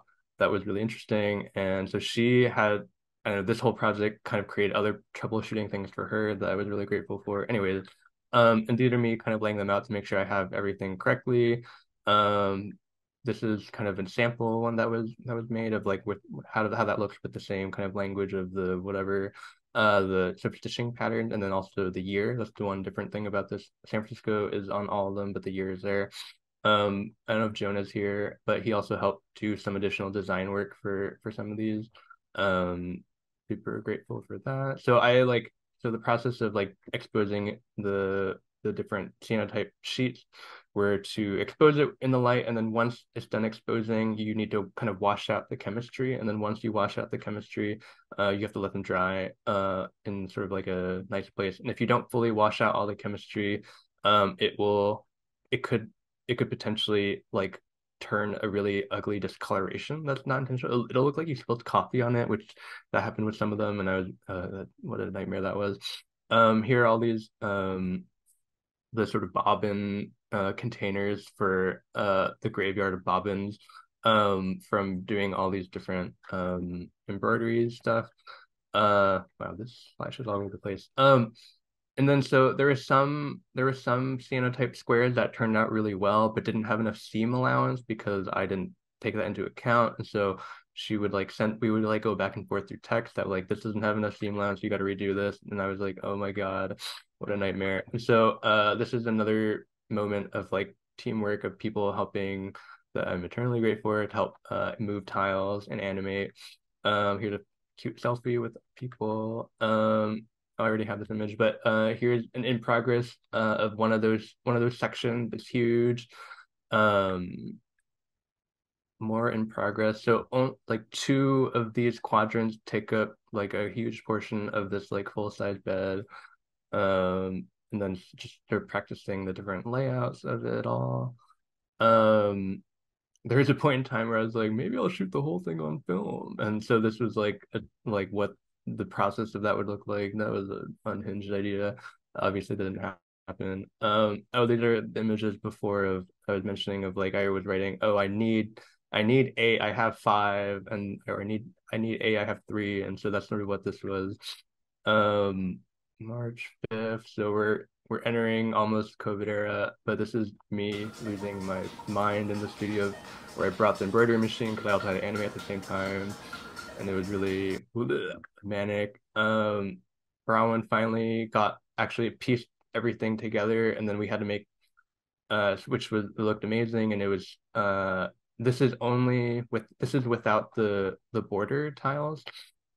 And so right now it's slightly smaller than the tile piece, but it eventually will be bigger. And so at this point, we're kind of at a crossroads because um, I have been embroidering these edge tile pieces out of this sort of like goldenrod, yellow orange color, and then the cyanotype is blue. And the decision that this meeting was about was deciding what the in-between fabric to piece it all together would look like. I drove her absolutely nuts. I felt really bad, but also this was like a big decision. I've like these were two ones that I was thinking about of orange and like a yellow. They all looked really horrible sport. They looked like a sport team, and I was like losing my mind. And then I finally found this color that was called wasabi, which is a funny name, but and so this was like the final piece of this puzzle where I got a bunch of this wasabi color fabric. And then this was sort of like imagining what the channel in between these would look like to piece them together. It was this whole step process that took like 2 weeks. More animating. COVID happened, school shut down. It was very sad. This is not related to anything I'm talking about, but Pia worked on this really funny email. So she was teaching a class called Imagining Reality, and she said this ridiculous dad joke, rarely has reality needed so much to be imagined. It was very funny. This is us on Zoom. I thought it was funny because it's like a quilt. And then I got really sad and I got distracted and was doing other kind of like not very good quilt projects that were totally unrelated to this one, but kind of had like a similar like I don't know, it felt like these were like funny mindsets to be in of just like total despair and then like sort of coming back from that. Um so this is at some point Bronwyn handed off me this piece because it wasn't finished yet, but it was thought it would be best for me to have it in person rather than her. At one point there was a CG sewing machine in it that's been cut out. This is still from when it's shot on film. We're already in December now. It was like I had not shot this at all. I just had this object, this sculptural object. I didn't really know what to do with it, but at one point I just took it out because I wanted to look at it, and it was really big, and I realized it was impossible to do anything with it because I was not living in a place that could lay it all flat out because it was so big. But eventually in March, I was able to do this like very short-term residency at Automata in LA and was able to so the last final step of this whole thing. So sometime in between here and here, I ended up giving this back to Brown and she pieced the whole thing together and it was essentially done so that you can actually see like this finished border on the whole thing. Um, and she had pieced everything together and stitched the grid so that it wouldn't like kind of pull apart. She actually quilted it I think by hand. It was an obscene amount of work and I should have yeah, I don't know. And so but it wasn't quite done yet because there was one additional step that was not completely necessary but was I was told I should do and I couldn't let go of that. And so the final step was that I think what I've been told is that it's suggested if you have quilt block squares that are 6 by 6 inches, um, you should have something in the middle to tie down the square. Otherwise, it could sort of poof up a bit. So each of these square, I spent like 2 weeks sewing each like sort of within like these darker blue lines, just like stitching patterns on the that you can't really see, but just to make sure that they won't sort of like get out of alignment with each other. In retrospect, totally unnecessary, but I'm glad that I did it. This is in progress. I never really took a photo of it being done, but that's what it sort of looks like. There's sort of abstracted shape that actually might look interesting to take photos of. This is me standing with it. This is a fake photo. And then finally getting a chance to shoot the whole thing back at school at some point, a much time later using this motion control rig, the same one as before.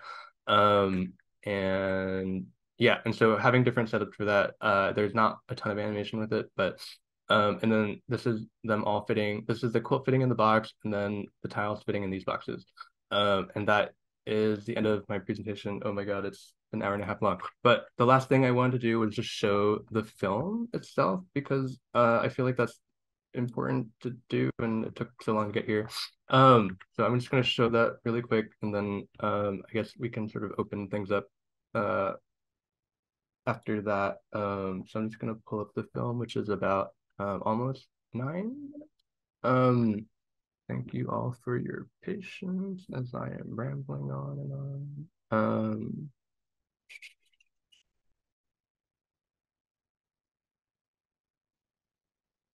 on. Okay, so this is the film, and I will play now. When you go in, there's one big room, that's the table, the eating area, and a kitchen. Then there's a coffee table right there. There's a big couch. We also have a TV by the window next to the sewing machine. Then if you go in a little bit to your right, that's where the bedroom is. And then on the sides, we have the crib.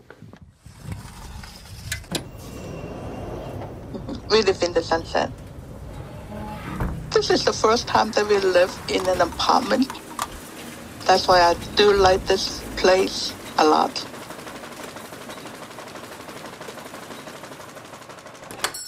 When he first came, he wanted to open a business that do tailor, alteration, that type of thing. He'd been a tailor for all his life. When you guys were little, he's always home by himself. His free time is praying to his God. So he has no free time. I never realized that till we got married. I do know that he struggled learning English and only ever spoke in Cantonese. I also remember that she had to like drive him everywhere. I drove him to Chinatown. He needs to go here and there. He always asked me to take him. I think I remember he moved because of some horoscope. He thought that going to New York would make him rich. Once he got his license, that's what he told me. New York is a place for him, not here. But I said, no, not with you, and that we have no job. I just don't feel safe. Just get up and go. Pretty much people left after that. You were not even 1 year old. Yep, because he left in January. Your birthday is in February. When he left, he wanted me to sell all the sewing machines. All this money, give it to Matt and Jordan. I sold it for like $900. And then he sent me back a letter saying I took all the money and I took you guys away. He left you. I have nothing. And now you're telling me that I took everything? At that time, I was really angry and upset because I did not do this. I picked you up from school and you saw it. The first thing that you said, I will remember till now. You said, I hate him. I hate him so much.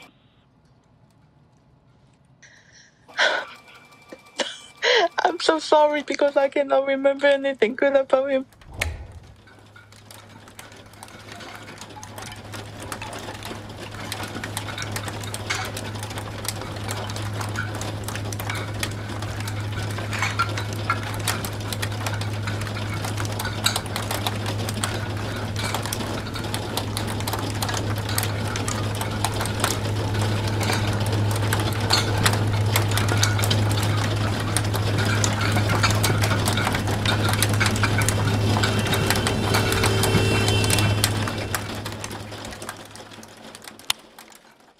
I do remember he had a refrigerator with 2 baby pictures of me and you. Because when we visited him, we were like pretty old, and these were like almost baby pictures. He lives in a basement, like a garage. His bedroom is really, He had just a mattress on the ground, just kind of living out of his suitcase, and never quite really moved in. Then there's a table right there, and then there's a little kitchen.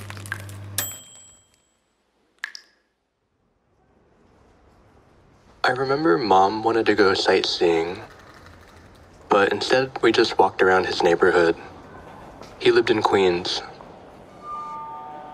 At some point he took us to the subway station, and the 4 of us sat on those benches in silence, watching people get on and off the train. Now that I think about it, I don't think we spent any money the whole day. I remember he didn't know how to use the sink, because I remember he kept trying to put his hand in the sink and it wouldn't turn on, and he was like confused. I think it was just surprising that we were like okay and he was like so not okay.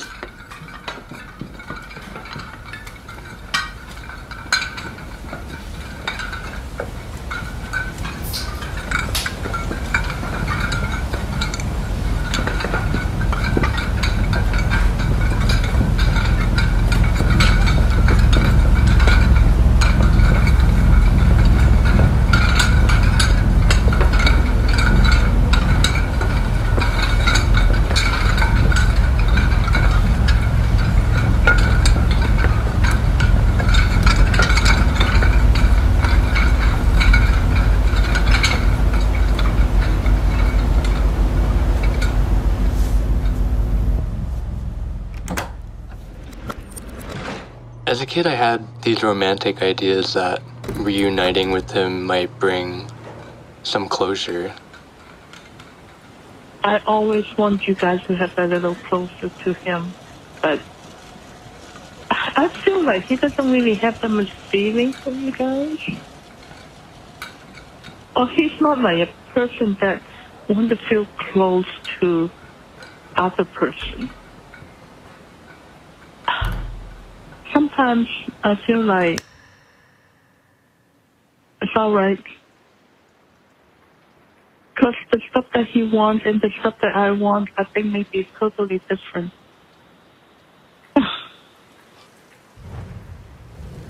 I do feel guilty about it because of you and Matt.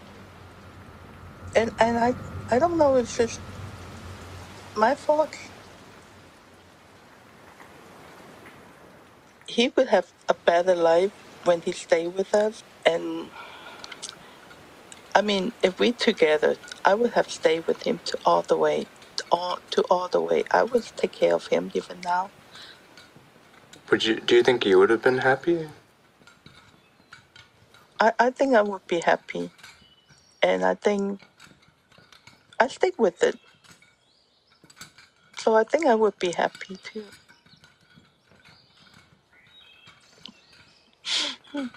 But, our relationship is pretty short. Probably just 4 years.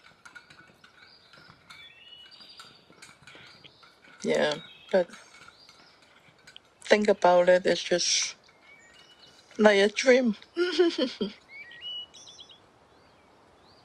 It's just so far away.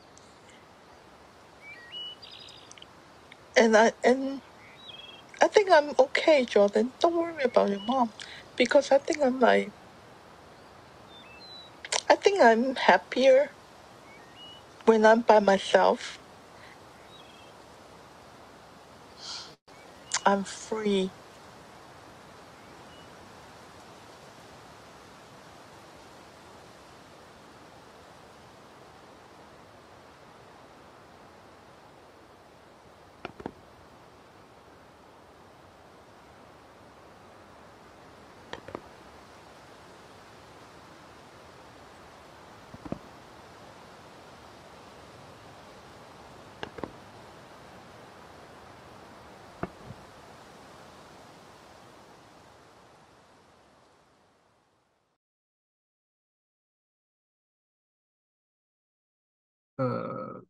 Okay, and so that pretty much concludes this very long talk. Of the point to get to the point where I don't know, I'm interested in this idea of working with objects and using those objects to tell a story, and how those objects can be I don't know, sort of imbued with like a lot of personal meaning in this way that like the creation of those objects created the film, and so now this piece exists sort of as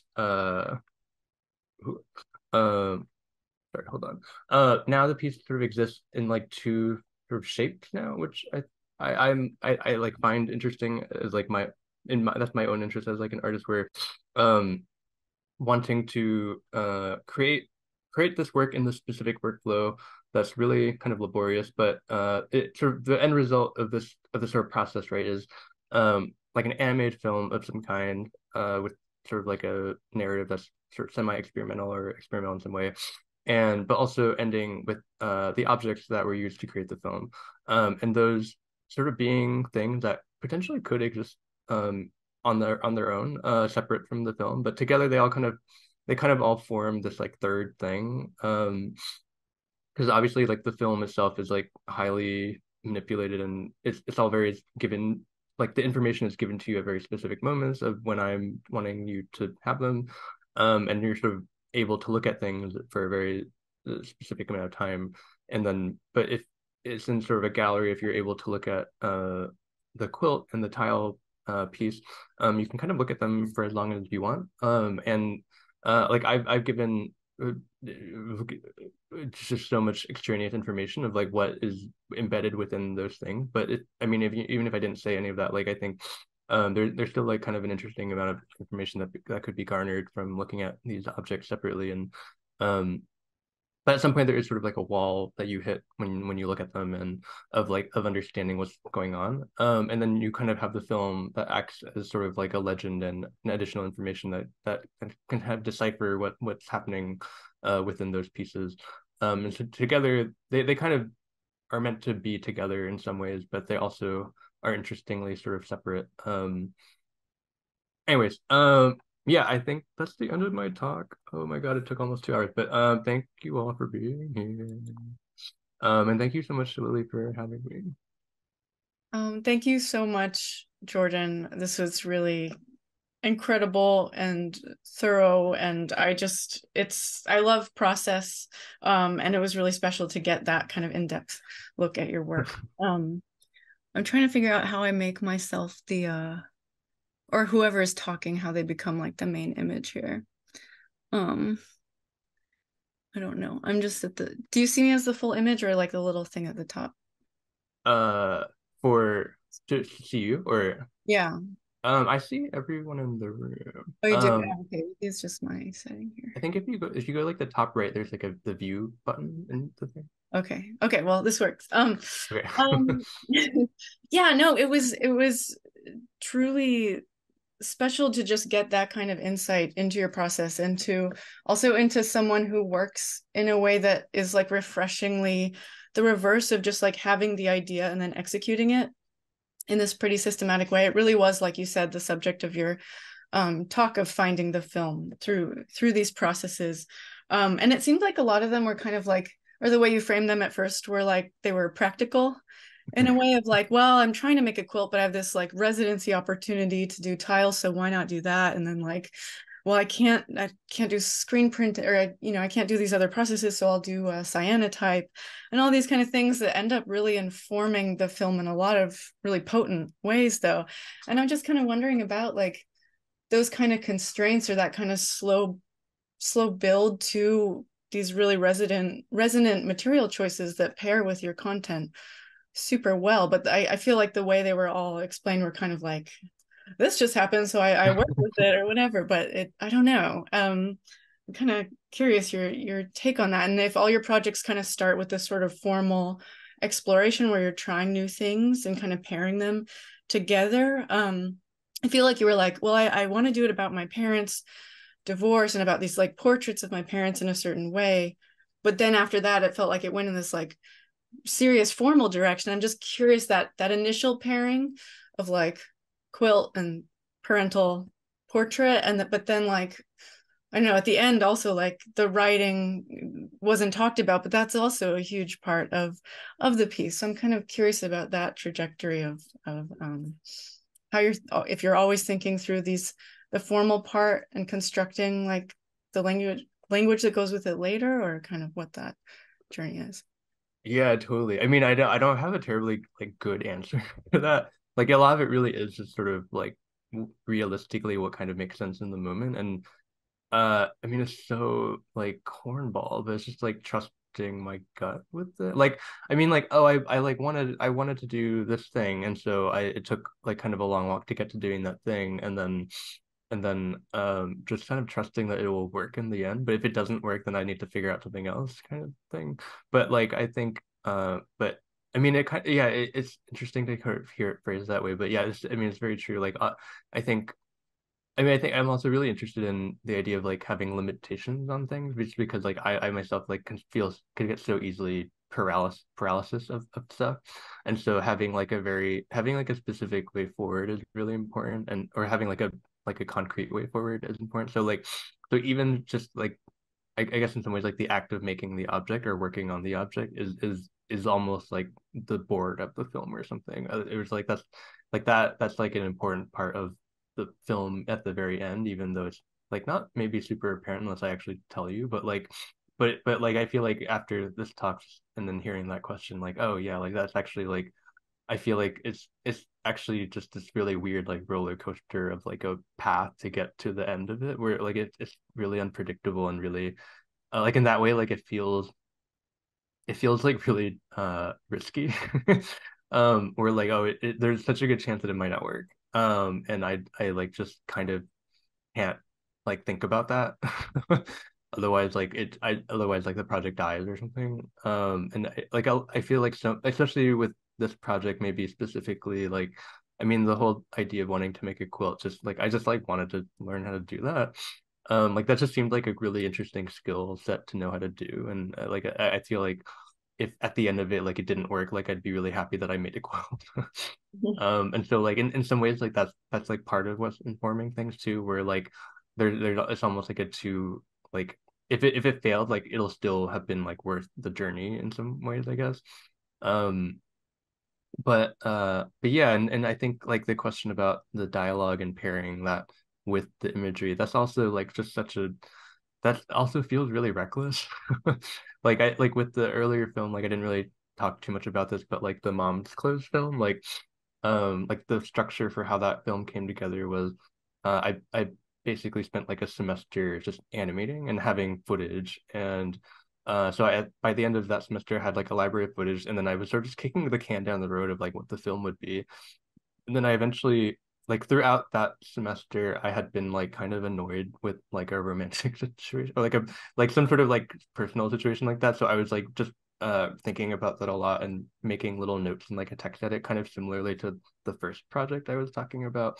So just like kind of having little notes that I like wrote down, and like I mean in retrospect it seemed really obvious that that could potentially be like the structure or like the narration for what the film would be. Um but a lot of like the dialogue that went into that were like came or like they arose from like just talking with other friends, and then just sort of shaping different things that people have said into a way that sort of maybe could seem slightly more cohesive into an idea. And so with this project, I interviewed my mom a bunch of times, and I interviewed my brother once or twice, and then just sort of like a lot of I didn't really talk about this, but like a large part of that project was like during COVID, during quarantine specifically, was just like shaping and massaging that dialogue. I think it was, I don't know, interviewing is always, you always have like so much extraneous stuff. Like it was probably like 4 or 5 hours of like not usable dialogue into like this 10-minute thing that like took forever to shape down. But and then that ended up being like, I think I shaped the dialogue down, and then the dialogue became like the structure, and then everything else kind of fell in within that structure. And then thinking like, okay, so I think I, so like it's almost like a little bit, it works in like a way that like is not helpful to tell people, to like suggest to other people, where like, oh, you should do, it's like it's almost like the hardest way possible to like make a film or something, where like you come up with this thing, and then once you realize this thing, you just have to try animating it, and then seeing if that fits with that, and then if it doesn't work, then you have to scrap it, and then you spend all this time animating it rather than like boarding it or something. So it's pretty ill planned in that way, but like, but I mean that makes it more fun to me. So I hope that touched on your question. Did answer it? Yeah, I mean, it's funny the idea of it failing or not working, because I feel like whenever you encountered some limitation, it just served as like a pivot, You're right. something that like really informed the piece. So it feels like failure is just actually like a rerouting or something. Totally. But I'm curious, at what point did you record the interview within the whole process?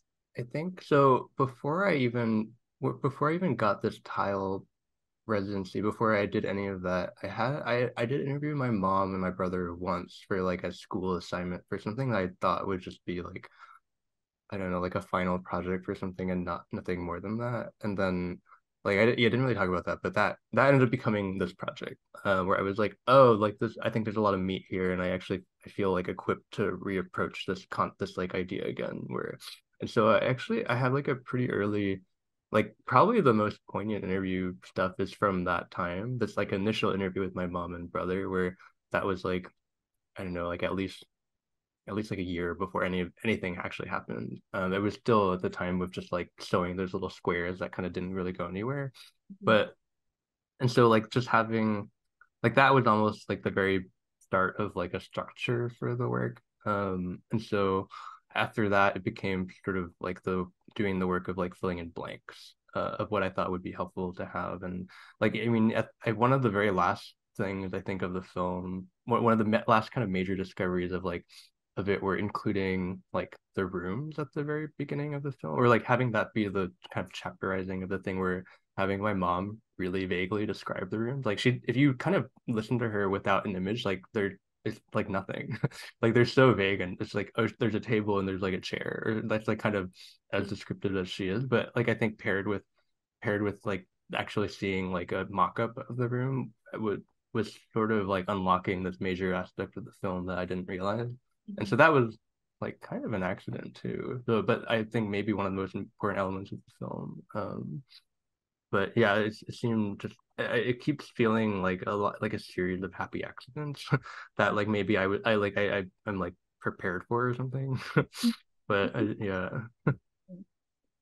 Well, I'd like to see if people have questions. You can write it in the chat, or you can raise your hand emoji and ask it yourself. But I know that, let's see, Alexander left a question. He had to leave, but he wrote a question for you that he can see later on YouTube. Here, Jordan, I have to leave before a Q&A time, but I wanted to ask you to talk about how the way that showing all of these schematics together as large tile and quilt compositions might change them for you. Each individual square is full of such specific and personal information. Does putting them into these large-scale compositions make them feel different for you? Yeah, great question. I like haven't really thought too much about it. I mean, it's interesting to see them as a whole. Just I feel like when you kind of look at them as a whole, like it's kind of hard to look at.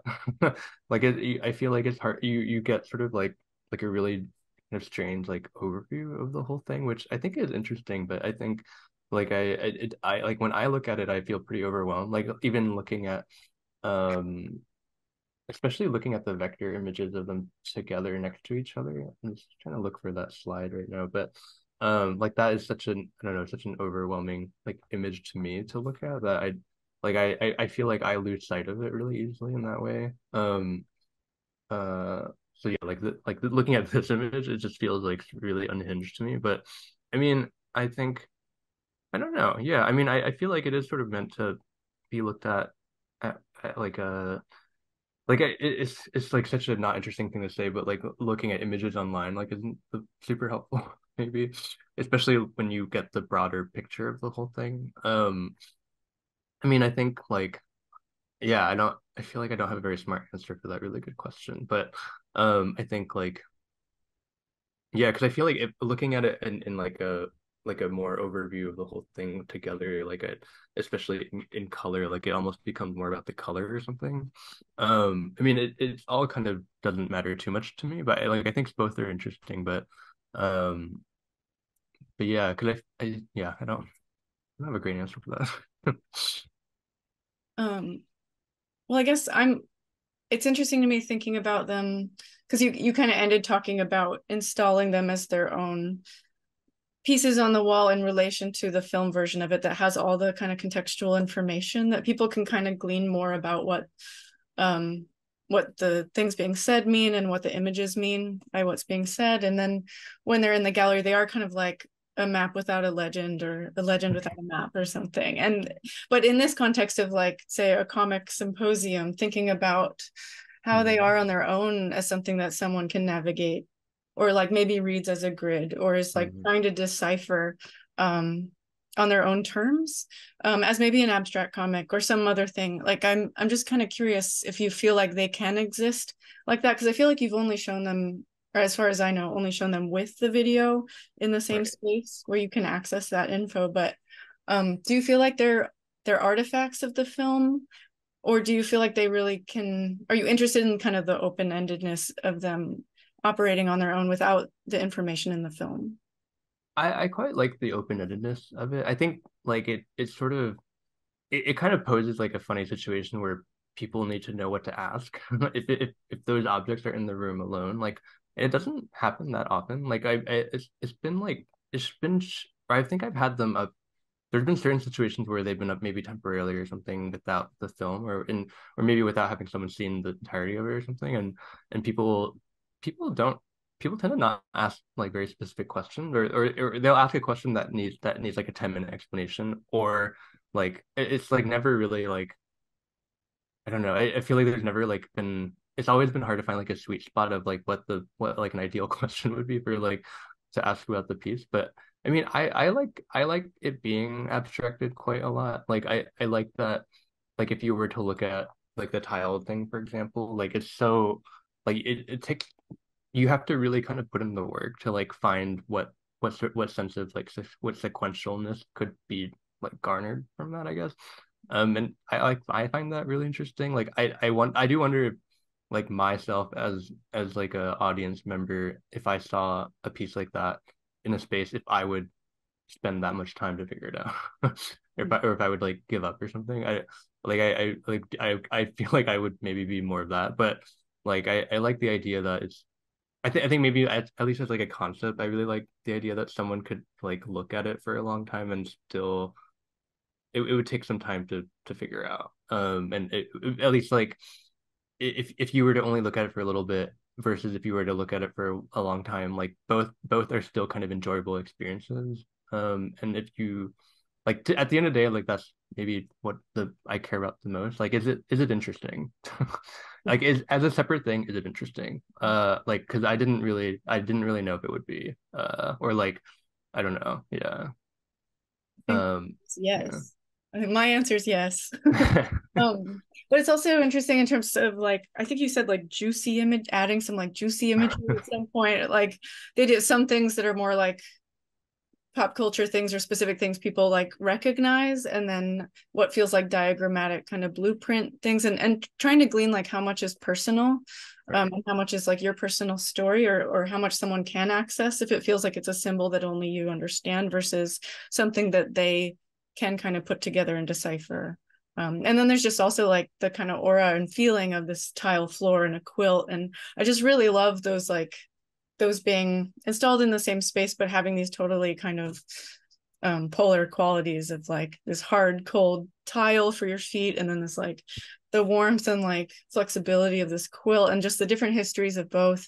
Yeah, I don't know, it's really, I really like them in the room. I think there's a lot to kind of glean from them, but I was just curious if you could imagine them as their own independent things. Yeah, totally. Like I think so. I think maybe one thing that makes me I think about like I feel like like probably mentioned it already a little bit, but like there are a lot of designs within both of them that don't have any meaning to them, or like they're sort of more aesthetic to fill in the gaps of things. And like I feel like there's sort of like this push and pull of like, oh, how much of it, like, oh, I wish that everything meant something, but like I don't know, that's just kind of a thought I had with like, oh, I wish like other stuff meant, I don't know. I don't really have like a circular thought about that, but just sort of like thinking what you were just saying of like like they're almost like things to like throw you off the scent or something of like, oh, this must be important, and like off, like a lot of them are super not. But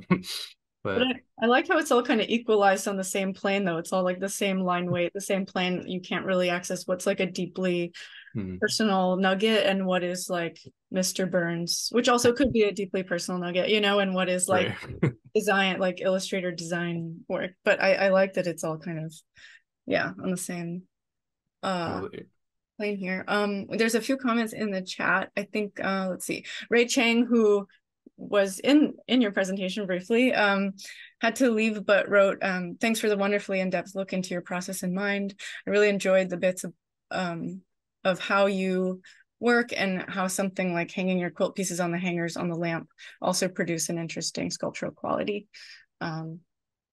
Gaddis said, stunning, absolutely wonderful. And then Raf, who Kalartian, right now, wrote Mom's Clothes and I would have been happy, feel super related in terms of being interested in the relationship between objects and memory, with you at least partially drawing out memory / associations from the objects in the former versus concretizing memory into the objects you then explain. I'm curious, if and only you're comfortable sharing, if you're dealing with memory in your current work and how you're thinking of its relationship to process / object. Wow, such a nice, thank you. Um, I think it does. I think memory does like affect things a lot. I mean, I think like, I don't know. I feel like I always hate talking about memory because I feel like it sometimes sounds really like cliche or something, or like passe to talk about. But I mean, it is really important in all the work. I think like I there everything that I'm kind of interested in is in some ways nostalgia. Like I feel like it always comes back to something to do with that in some ways, or at least like that, like tonally maybe, like looking at the past in some ways and how that's informing like how I think now. Like I think like this piece in particular is so much to do with memory and perhaps like the failures of it, but like rather than, I mean, in some ways, like maybe not failures of memory, but like it's like I remember the emotions of things really well, I feel like, and as opposed to like, oh, it actually happened, which is something I maybe perhaps I'm more interested in. And so like, I mean, I guess to say like this other project that I like want, there's like kind of two projects that I'm working on at the moment. Both are like really kind of flopping hard because I just like time management is bad, but like one is like about this like really bad TV show called Supernatural, and like that, like I didn't watch that show when it came out, but I'm making a film about like kind of the trajectory of like how the show has evolved over time and the characters have evolved over time into what it is and how it ended, because it's like I this is kind of a tangent I guess, but like I mean, just to go on like a 5 minute rant about the show, like the show itself is like a really silly show it's made by white heterosexual men for other white heterosexual men, but it manages to like be accidentally super gay like throughout the entire show, and just because of subtext and stuff like that. And it's kind of incredible how that accidentally happens. And like there's like a point where a character is introduced who people really like pairing that character with one of the main characters, And there's something really fascinating about how like that the fans like love of that relationship has actually like surpassed fandom and actually like we like shockingly and kind of mystically affected how the show like progressed over time. Where like to the point where like they actually sort of made that like a reality at the end in a way that's like very controversial, but like it's still but that wouldn't have happened without the fandom. And so anyways, this is all long to say like I like missed out on all of this except rather than like now I'm kind of looking at like the history of like the remnants of like when that was happening on the internet and like the memories of that thing. And I'm finding that to be really fascinating. And so this whole project is kind of like looking back on this thing that happened, this like phenomenon that happened, and like but I'm experienced it sort of for the first time, and um so I don't know that I like in some ways like this is like it's not really an animation project, but it's like another filmic project that is also involving at this point like making objects for it, and like I've been really stuck with the project and until I actually started like making stuff because it's like kind of supposed to be like a desktop film, but I don't know. So anyways, and then the other project that I'm sort of working on now is like this venture into wanting to learn how to make clothing, and then sort of in like a similar vein as like this quilt project where like wanting to put designs that may perhaps animate onto and how to apply them onto clothing in sort of certain ways, and the sort of different symbolic stuff and like memory and a lot again a ton of nostalgia of like how I grew up and how I see my own sort of cultural identity like being imbued into these different objects,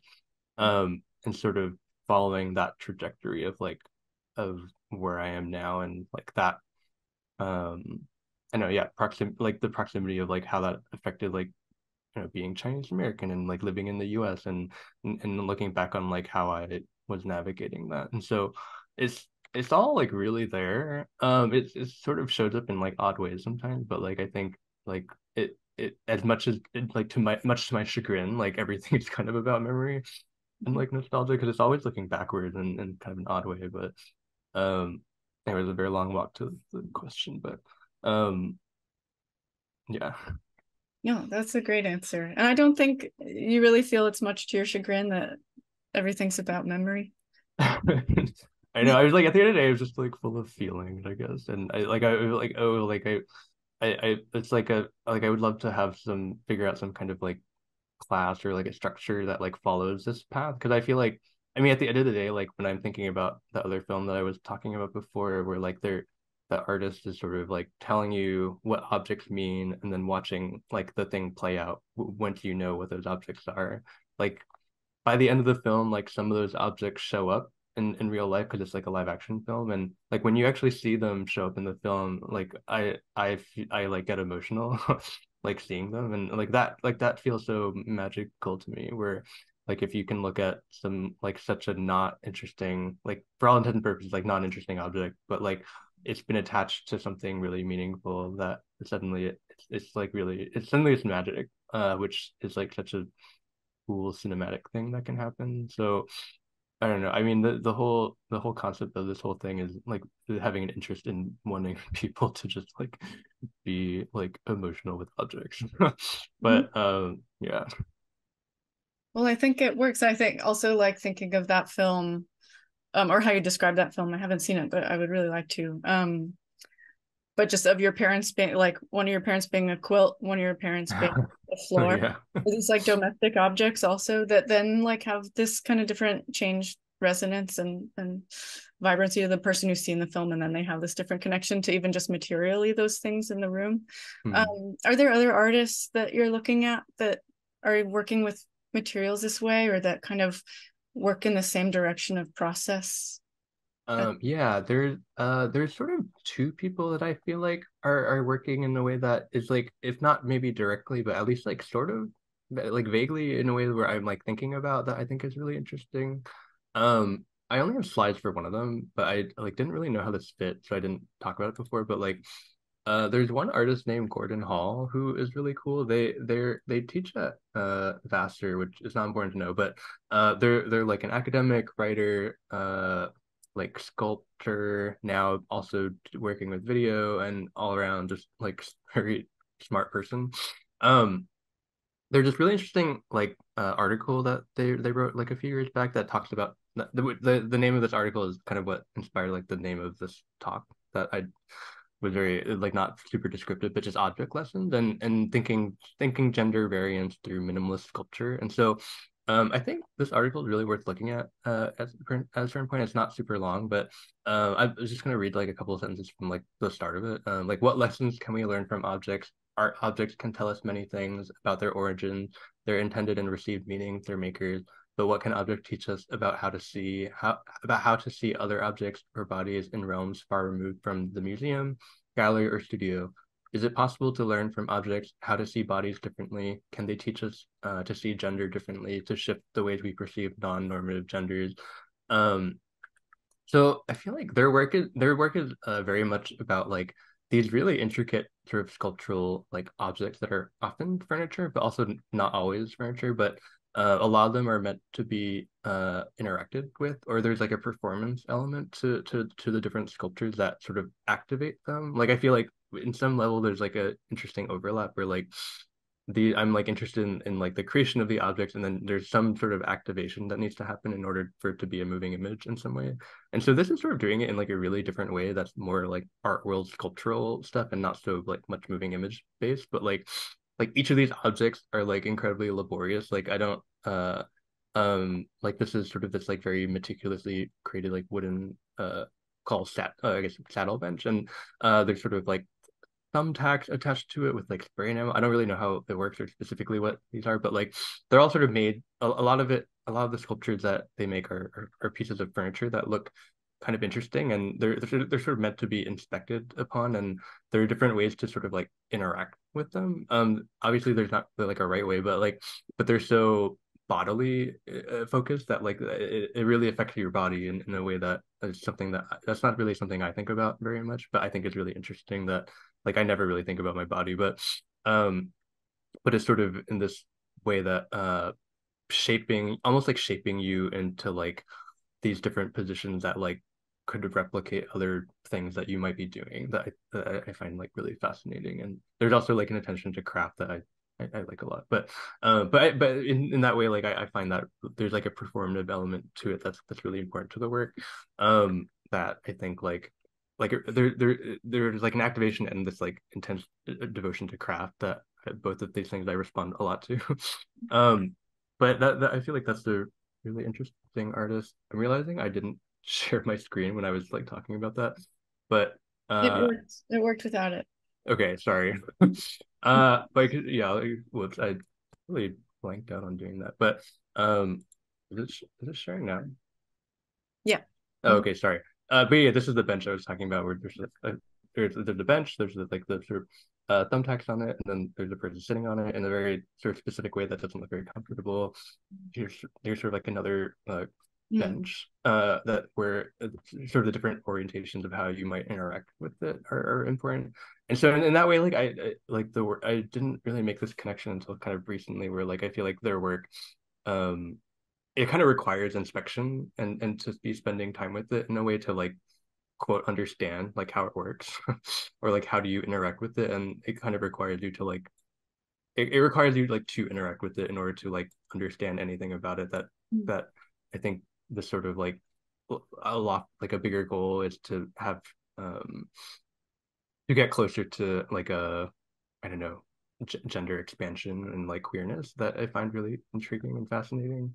And so it's like kind of a somewhat departure from the idea, but like I feel like it still feels really spiritually similar. And I don't know, the only other artist I sort of that came to mind really quickly was like Janie Geyser, who like I think her process is really quite interesting, where she's working with a lot of her recent work is working with found objects. And so like almost some of it is meaningful with some of her work, and some of it are just objects that she finds interesting, and creating work based on how those objects how she responds to those objects and that affects how she imbues meaning into them. And so like the film could kind of be like they're all her experimental films are like really beautiful and you know, like a really beautiful attention to craft, and they all move in like kind of different ways that depending on what the objects are. And to learn that a lot of them are like not important objects to her or they're not like they actually don't have like she doesn't have like a specific attachment to them other than maybe like oftentimes like they just are interesting and they're speaking to her like that. I find that really interesting. And so there in some ways she's like creating like a more meaningful like quote more meaningful like interaction with it by the act of moving them or activating them in sort of like an interesting way. And that's like oh that's really cool. Totally. Yeah, she's an incredible artist. Those are great leads. And I have like 4 pages of notes from your talk. Oh my God. It was so generous, and I just really appreciate what you shared with everybody here today. So thank you so much, Jordan. Yeah, of course. We should maybe leave it there at Yeah. 2.5 hours, but that's Right. incredible to get that deep into your process and also into that particular piece and hear kind of what you're looking at and thinking about. And very excited for your next work as well. Thanks so much, Lily. This was so fun. I'm talking so much, but I am glad you all, yeah, thank you for your kind words. Yeah, thanks again, Lily. Yeah, and thanks everyone for coming. And someone said thank you for the depth of the process and all of the process descriptions. It really was like a rare depth to get to go into as an artist. So we really appreciate that. Next week is Daniel Barrow, who's incredible artist who works with moving image, and that should be really special. So you can register at comicsymposium@gmail.com for the link. But thank you so much, Jordan. Thanks to everyone for coming. Happy Halloween. And yeah, happy Halloween. Yeah, thanks for spending your Halloween here. Yeah, thanks everyone. Oh boy.